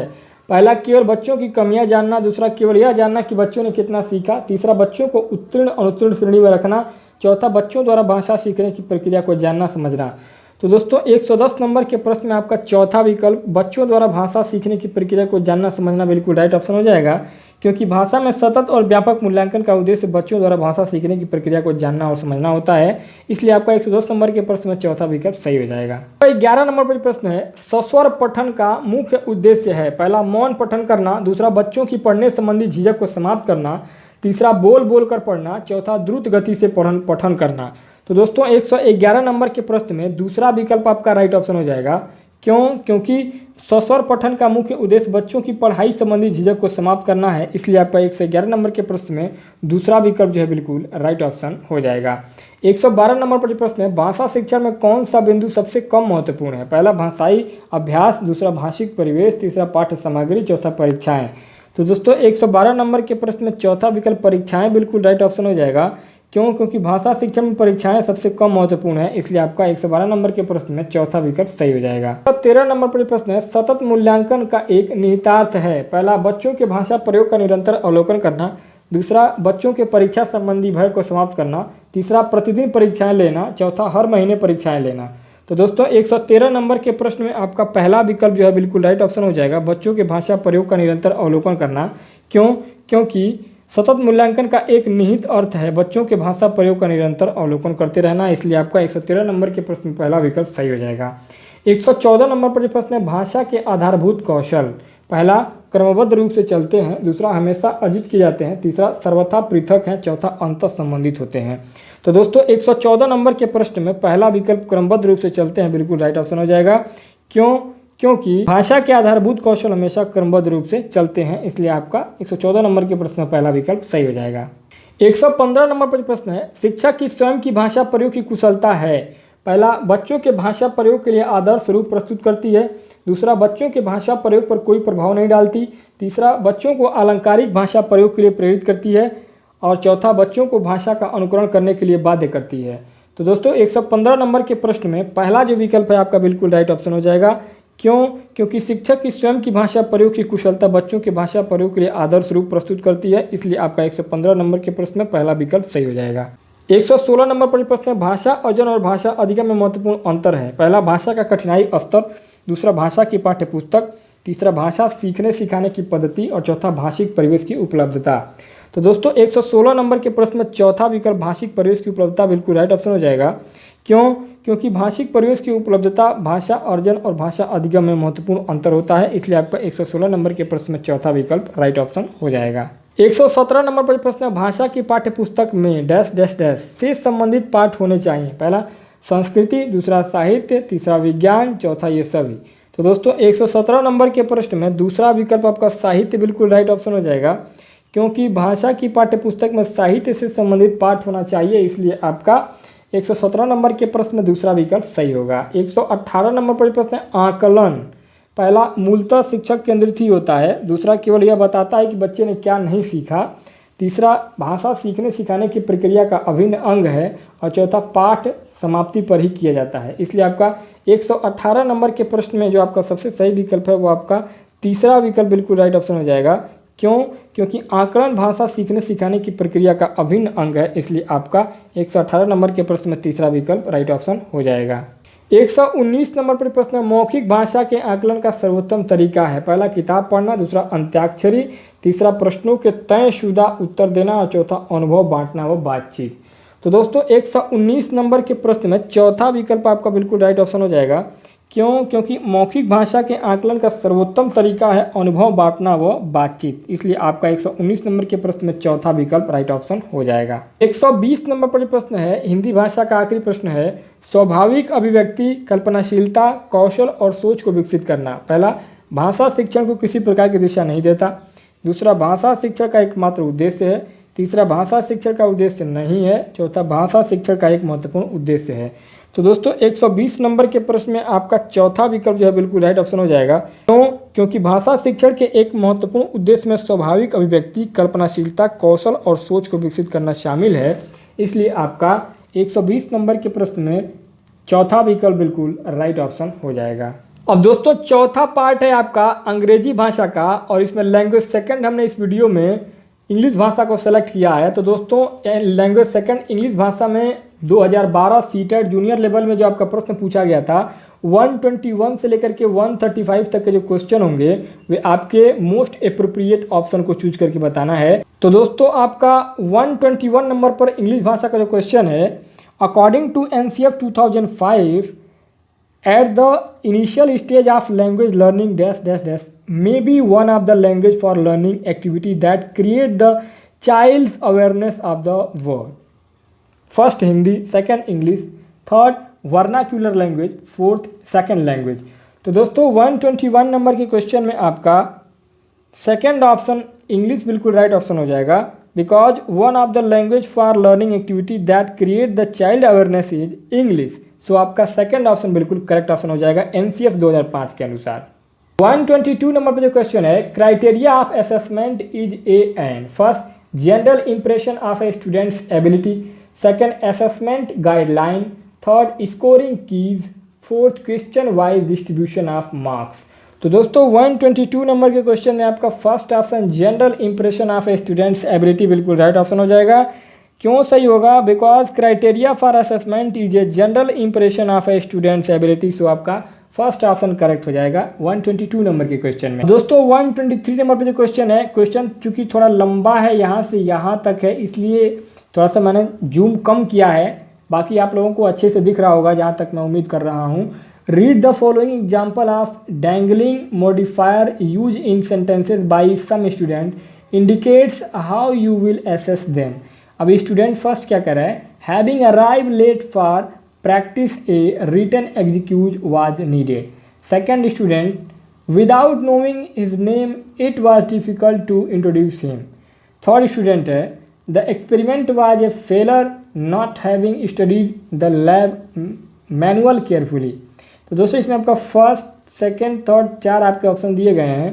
अब इसमें आपका स्टूडेंट 1, 0, 2, 1 ऐसे दिया हुआ है। तो दोस्तों 123 नंबर के क्वेश्चन में आपका फर्स्ट जो ऑप्शन है, स्टूडेंट 1, 0, स्टूडेंट 2, 1, स्टूडेंट 3, 0 बिल्कुल राइट ऑप्शन हो जाएगा। क्यों? क्योंकि I will assess them in the way it is given in option 1। अब दोस्तों 124 नंबर पर जो क्वेश्चन है, while reading signification is first comprehending a sentence by putting together the meaning of its fluent words. Second, conversion of message from into a diagram table. Third, arriving at the meaning of an unfamiliar word by reading other words in the sentence. Fourth, recognizing the message in a set of symbol.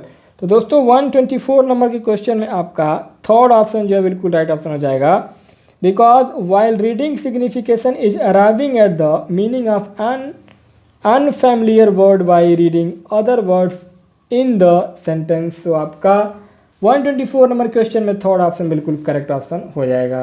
125 number पर जो question है, choose the appropriate intonation. He had pass with distinction in English however. First, rising falling. Second, falling rising. Third, rising fourth falling. तो दोस्तों 125 number के question में आपका second option falling rising बिल्कुल right option हो जाएगा, because the appropriate intonation is falling and rising in the given sentence. तो आपका 125 नंबर के क्वेश्चन में सेकंड ऑप्शन करेक्ट हो जाएगा। 126 नंबर पर जो क्वेश्चन है, while reading for comprehension we understand that the following pairs are example of homographs. First mail post male gender, second warm tepid being neither too hot nor too cold, third lead metal lead give direction, fourth led give direction lead metal. तो दोस्तों 126 number के question में आपका third option जो है बिल्कुल right option हो जाएगा, क्योंकि लीड मेटल भी होता है एंड लीड आपका गिव डायरेक्शन भी होता है। This is a pair of homograph, इसलिए आपका 126 नंबर के क्वेश्चन में थर्ड ऑप्शन बिल्कुल करेक्ट हो जाएगा। 127 नंबर का क्वेश्चन है, while writing a telegram a necessary feature to be applied is. First brevity, second neatness, third personal touch, fourth personal abbreviation.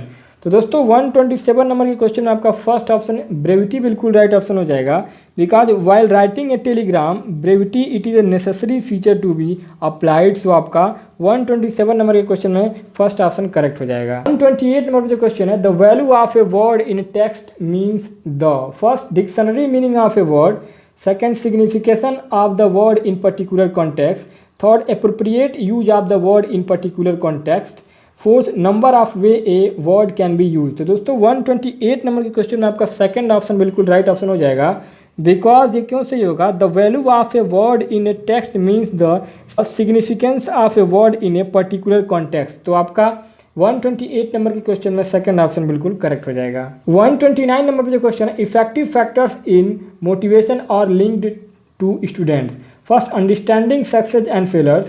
Second, ability to complete a language task. Third, survival and safety needs. Fourth, own perceptions of their ability.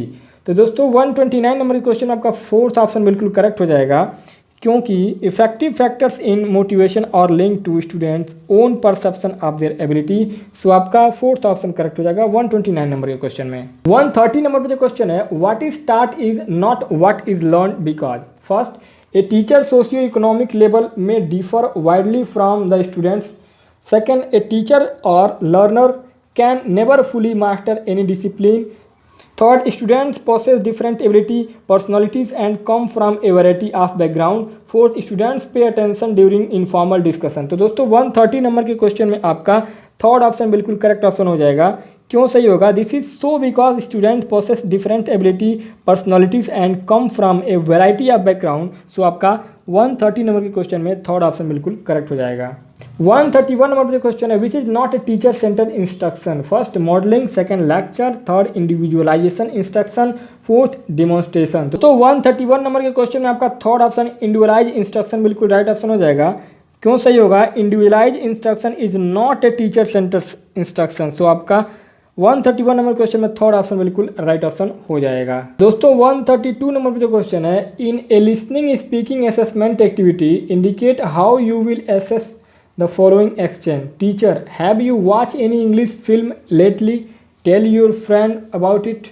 Student, of course specially animation. Student 2, me too, I like them a lot.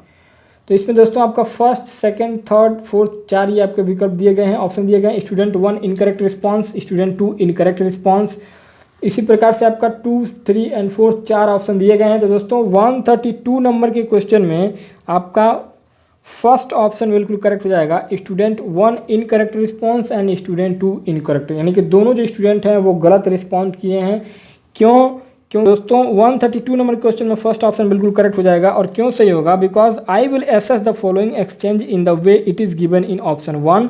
सो आपका 132 number के question में first option बिल्कुल correct हो जाएगा। 133 number पर जो question है, constructivism is a theory where students first form their own understanding and knowledge of the world through experiencing things and reflecting on those experiences. Second, construct their own learning aids, thereby gaining hands-on experience. Third, study a variety of dissimilar samples and draw a well-founded conclusion. Fourth, are facilitated by the teacher and use a variety of media to research and create their own theories. तो दोस्तों 133 number के question में आपका first option बिल्कुल correct हो जाएगा। क्यों सही होगा, because constructivism is a theory where student from their own understanding and knowledge of the world through experiencing things and reflecting on their experiences. So आपका 133 नंबर के क्वेश्चन में फर्स्ट ऑप्शन बिल्कुल करेक्ट हो जाएगा। 134 नंबर पर जो question है, iconic mode of learning is based on a system of using first different type of graphs, second a variety of activities, third symbols, fourth image and diagram. तो दोस्तों 134 number के question में आपका fourth option image and diagrams बिल्कुल right option हो जाएगा। क्यों सही होगा? Because iconic mode of learning is based on system of using images and diagrams. So आपका 134 नंबर के क्वेश्चन में फोर्थ ऑप्शन करेक्ट हो जाएगा। 135 नंबर के क्वेश्चन है, language acquisition first refer to the process of learning a native और second language because of the innate capacity of the human brain.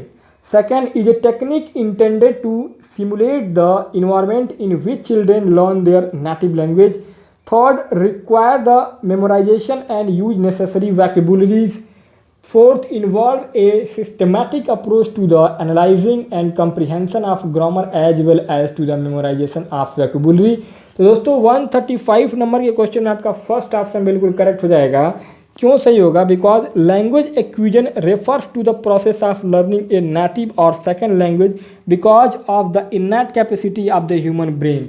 तो आपका फर्स्ट ऑप्शन जो है बिल्कुल करेक्ट हो जाएगा 135 नंबर के क्वेश्चन में। अब दोस्तों 136 से लेकर के 141 तक के जो क्वेश्चन होंगे वो आपके इस पैसेज से होंगे। तो हम लोग पूरे पैसेज को प्रॉपरली रीड कर लेते हैं और उसके बाद से पैसेज में से जो क्वेश्चन पूछा जाएगा उसका आसानी से आंसर दे देंगे। अब दोस्तों आपका यहाँ से पैसेज स्टार्ट हो रहा है। Dust caked cloud covered the bay, tanker ship signaled. Dozen of us wearily press on through the unseasonal wind and blanket chill. Outdoor cafe chairs were abandoned, some overturned and others stacked waiting to tumble down. But not today.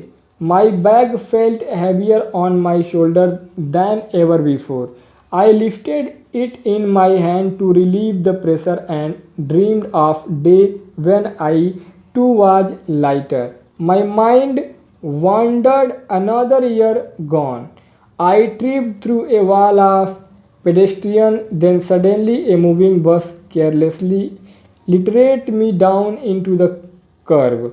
My tear-stained eye surged from an angle of the concrete surface, but the illuminated white crossing hand signaled my insignificance. I pushed myself up, brush and filthy. A horn quickly warned me of approaching death. Then the yellow taxi sped through the red bulb shining. I checked each direction, brushing waste from my body as I joined a new crowd and made the final push across the last road. I hoisted my bag, checked for my office key, then entered one of the many sky-gripping fortresses of the financial district. Back to work. दोस्तों बहुत ही अच्छा ये आपका कहानी था, passage था और इस पैसेज के ऊपर आपका 136 नंबर पर जो क्वेश्चन है, unseasonal wind refers to the first, not the time of the year for such windly condition. Second, windly condition that change the climate. Third, strong winds blowing that day. Fourth, winds causing unexpected storm. तो दोस्तों 136 number के question में आपका first option बिल्कुल correct हो जाएगा। क्यों सही होगा? Because the unseasonal means not typical और not suitable for the time of the year. So आपका 136 नंबर के क्वेश्चन में फर्स्ट ऑप्शन बिल्कुल करेक्ट हो जाएगा और ये आपका पैसेज में दिया भी हुआ है। 137 नंबर पे क्वेश्चन है, here blanketed chills signifies that the weather was first dusty and cold, second clouded and windly, third turning cool, fourth very windy and dusty. तो दोस्तों 137 नंबर के क्वेश्चन में आपका second option clouded and windly बिल्कुल right option हो जाएगा। Because here blanketed chills signifies that the weather was clouded and windly, ये भी आपका पैसेज में दिया हुआ है, इसलिए आपका 137 नंबर के क्वेश्चन में सेकंड ऑप्शन करेक्ट हो जाएगा। 138 नंबर पर जो क्वेश्चन है, dash dash dash I too was lighter suggested the narrator. First is fat and clumsy, second was light and agile, third is very light for his size, fourth was fat but light footed। तो दोस्तों 138 number की question में आपका first option बिल्कुल correct हो जाएगा, is fat and clumsy. ये क्यों सही होगा? Because it suggested that the narrator is fat and clumsy. So आपका फर्स्ट ऑप्शन 138 नंबर क्वेश्चन में बिल्कुल राइट ऑप्शन हो जाएगा, क्योंकि ये भी आपका पैसेज में प्रॉपर दिया हुआ है। दोस्तों पैसेज अगर आसानी से पढ़ के समझ लेते हैं तो क्वेश्चन का आंसर बहुत ही ईजिली हम लोग दे देते हैं। 139 नंबर पे जो क्वेश्चन है, carelessly littered me down implies that subject first was treated with indifference by society, second was thrown high and far after the vehicle hit him, third felt helpless and weak, fourth was injured in the fall and needed help। तो दोस्तों 139 number के question में आपका second option जो है बिल्कुल right option हो जाएगा। क्यों सही होगा? Because the narrator was thrown high and for after the vehicle hit him.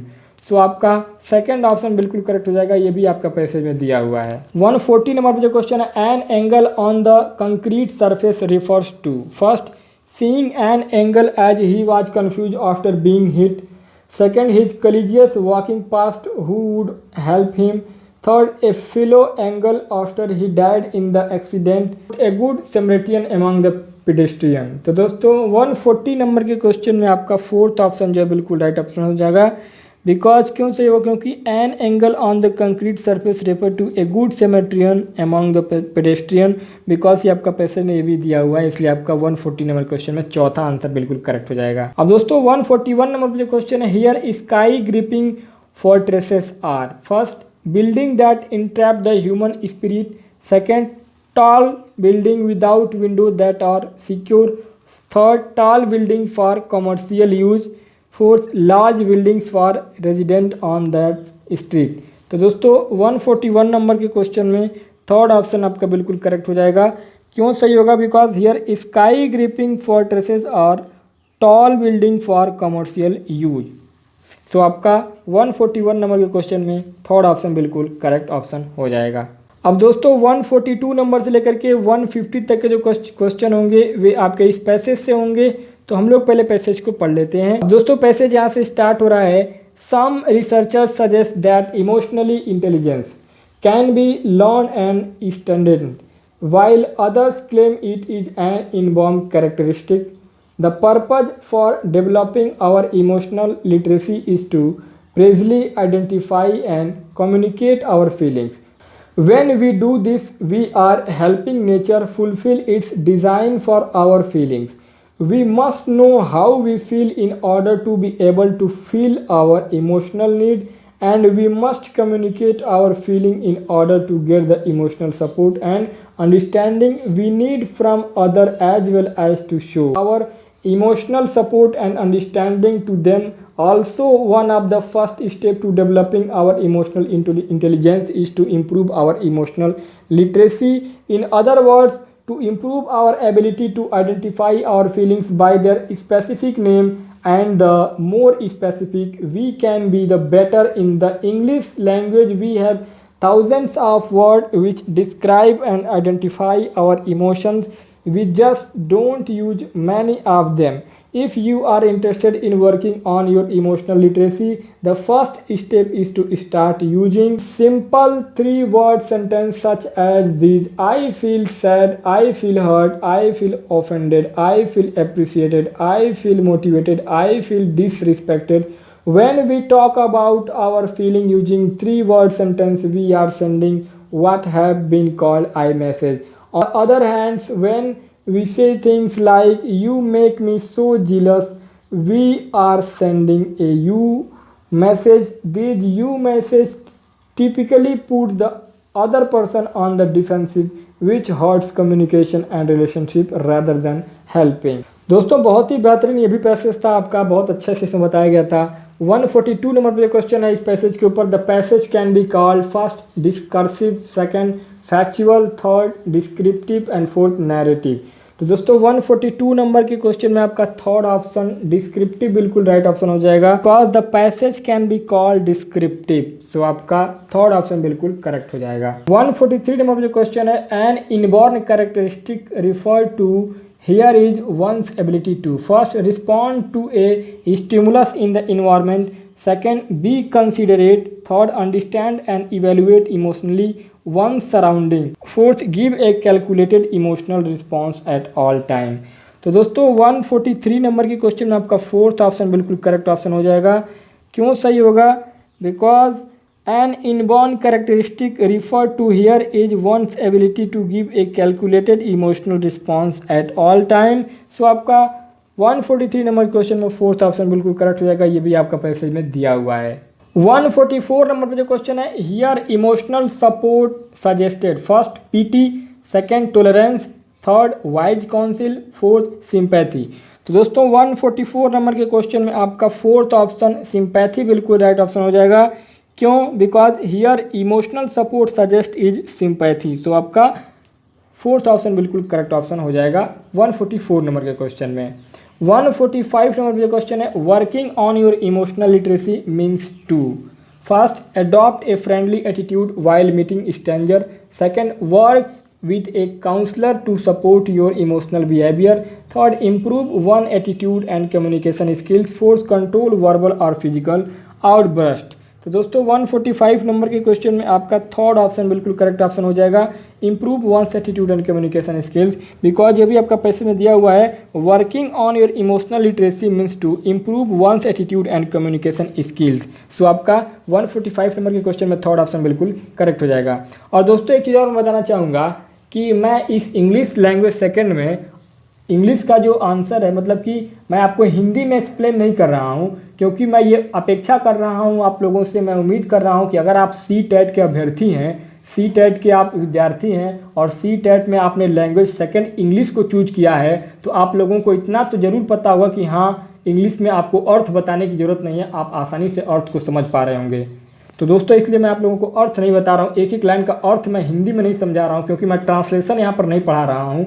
मैं बस आप लोगों को इंग्लिश जो लैंग्वेज सेकंड है उसको मैं सॉल्व करा रहा हूँ। तो आप लोग ये ना समझें कि सर केवल इंग्लिश में जो क्वेश्चन आंसर है उसी को बता रहे हैं, हिंदी में उसकी व्याख्या नहीं कर रहे हैं। तो दोस्तों मैं हिंदी में व्याख्या इसीलिए नहीं कर रहा हूँ क्योंकि मैं अपेक्षा कर रहा हूँ कि आप लोग सी टेट के अभ्यर्थी हैं, तो आप लोगों को इतना तो आता होगा कि इसका हिंदी में अर्थ निकाल लेंगे। तो इसलिए मैं आपको केवल क्वेश्चन और उसका आंसर बता रहा हूँ। 146 नंबर पर जो क्वेश्चन है, I messages are usually about. First, blaming others. Second, blaming yourself. Third, others business therefore gossip. And fourth, expressing your views freely. तो दोस्तों 146 नंबर के क्वेश्चन में आपका फोर्थ ऑप्शन बिल्कुल करेक्ट हो जाएगा, एक्सप्रेसिंग योर व्यूज फ्रीली। ये भी आपका पैसेज में दिया हुआ है, जब आप ध्यान से पढ़ेंगे तो आप पता चल जाएगा। I message are usually about expressing your view freely, ये आपका पैसेज में लिखा हुआ है, इसलिए आपका 146 नंबर क्वेश्चन में फोर्थ ऑप्शन बिल्कुल करेक्ट हो जाएगा। 147 नंबर पर जो क्वेश्चन है, you message are usually about. First, looking at issue from other viewpoint. Second, blaming yourself. Third, blaming others. Fourth, sympathising with the listener.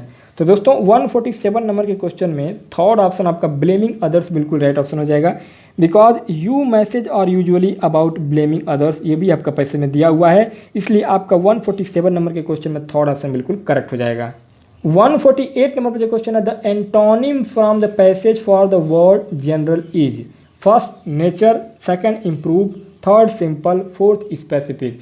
तो दोस्तों general का जो एंटोनिम होगा पूछा जा रहा है इसमें, तो 148 नंबर के क्वेश्चन में एंटोनिम जो है आपका जनरल का वो होगा आपका स्पेसिफिक। तो दोस्तों specific means connected with one particular things only. तो दोस्तों 148 नंबर के क्वेश्चन में आपका फोर्थ ऑप्शन स्पेसिफिक बिल्कुल राइट ऑप्शन हो जाएगा, बिकॉज जनरल का एंटोनिम आपका स्पेसिफिक होगा। 149 नंबर पर जो क्वेश्चन है, in the context defensive means. First, support what is right. Second, support A point of view. Third, attack and injustice. Fourth, expressing anger. तो दोस्तों 149 नंबर के क्वेश्चन में आपका फोर्थ ऑप्शन एक्सप्रेसिंग एंगर बिल्कुल right option हो जाएगा, क्योंकि ये आपका पैसेज में दिया भी हुआ है, in the context of the passage defensive means expressing anger. So आपका 149 नंबर के क्वेश्चन में फोर्थ ऑप्शन बिल्कुल करेक्ट ऑप्शन हो जाएगा। दोस्तों 150 नंबर पर आखिरी प्रश्न होगा आपका 18 नवंबर 2012 C TET paper second junior स्तर की जो परीक्षा हुई थी द्वितीय पाली में, उस परीक्षा में 150 नंबर पर जो प्रश्न पूछा गया था इंग्लिश भाषा में, वो था आपका a word that means of a nature is. First, literacy. Second, offended. Third, precisely. Fourth, typically. तो दोस्तों 150 नंबर के क्वेश्चन में आपका फोर्थ ऑप्शन टिपिकली बिल्कुल राइट ऑप्शन हो जाएगा। क्यों? क्योंकि typically means in the way you expect somebody to behave और समथिंग टू हैपन। तो दोस्तों इजीली आपका आंसर मिल जाएगा, पैसेज में दिया हुआ है 150 नंबर के प्रश्न को। तो दोस्तों इस प्रकार से आपका CTET 2012 18 नवंबर पेपर सेकेंड जूनियर लेवल की जो परीक्षा हुई थी उसका सॉल्यूशन वीडियो यहाँ पर समाप्त हुआ, कंप्लीट 150 क्वेश्चन का। और दोस्तों मैं उम्मीद करता हूँ कि आप लोगों को ये वीडियो अच्छा लगा होगा, क्योंकि ये वीडियो आपके आगामी CTET की परीक्षा के लिए बहुत ही ज़्यादा लाभकारी साबित होगा, ये समझने में कि आखिर में CTET 2011 से लेकर 2019 तक के जो पेपर सेकंड हुए हैं जूनियर लेवल के, उसमें हर साल किस तरीके से प्रश्नों का जो स्तर है वो कठिन होता जा रहा है और हमें किस तरीके से आगे इन कठिन प्रश्नों की तैयारी करनी चाहिए। तो दोस्तों बहुत ही ज़्यादा महत्वपूर्ण ये वीडियो होगा आप सभी के लिए। मैं निवेदन करूंगा, वीडियो को अच्छा लगेगा तो अपने दोस्तों के साथ शेयर करना ना भूलें। और दोस्तों वीडियो बहुत अच्छा लगता है तो आप हमारे चैनल को सब्सक्राइब करके हमारे साथ जुड़ सकते हैं। और एक चीज़ और मैं बताना चाहूँगा वीडियो ख़त्म करने से पहले कि हमारे इस ऑल हिट एग्जाम चैनल पर आपको CTET 2011 से लेकर 2019 तक प्राइमरी लेवल के जितने पेपर हुए हैं उन सभी पेपरों का सॉल्यूशन वीडियो 150 प्रश्नों का ऑलरेडी अपलोड किया जा चुका है। इसके अलावा CTET का जूनियर लेवल का 2011 से लेकर 2019 तक के सारे पेपरों का भी हल अपलोड किया जा चुका है। और इसके अलावा आपका UP-TET भी 2011 से 19 तक प्राइमरी लेवल कंप्लीट हो चुका है, तो उसका भी वीडियो अपलोड किया जा चुका है। और UP-TET का जूनियर लेवल का वीडियो अपलोड किया जा रहा है। तो दोस्तों अगर आप CTET, UP-TET या किसी भी स्टेट टेट की तैयारी करने में लगे हुए हैं तो बेशक आप हमारे चैनल को सब्सक्राइब करके हमारे साथ जुड़ सकते हैं। और तो मिलते हैं एक और ज़बरदस्त और इंटरेस्टिंग वीडियो के साथ, तब तक के लिए बहुत बहुत धन्यवाद।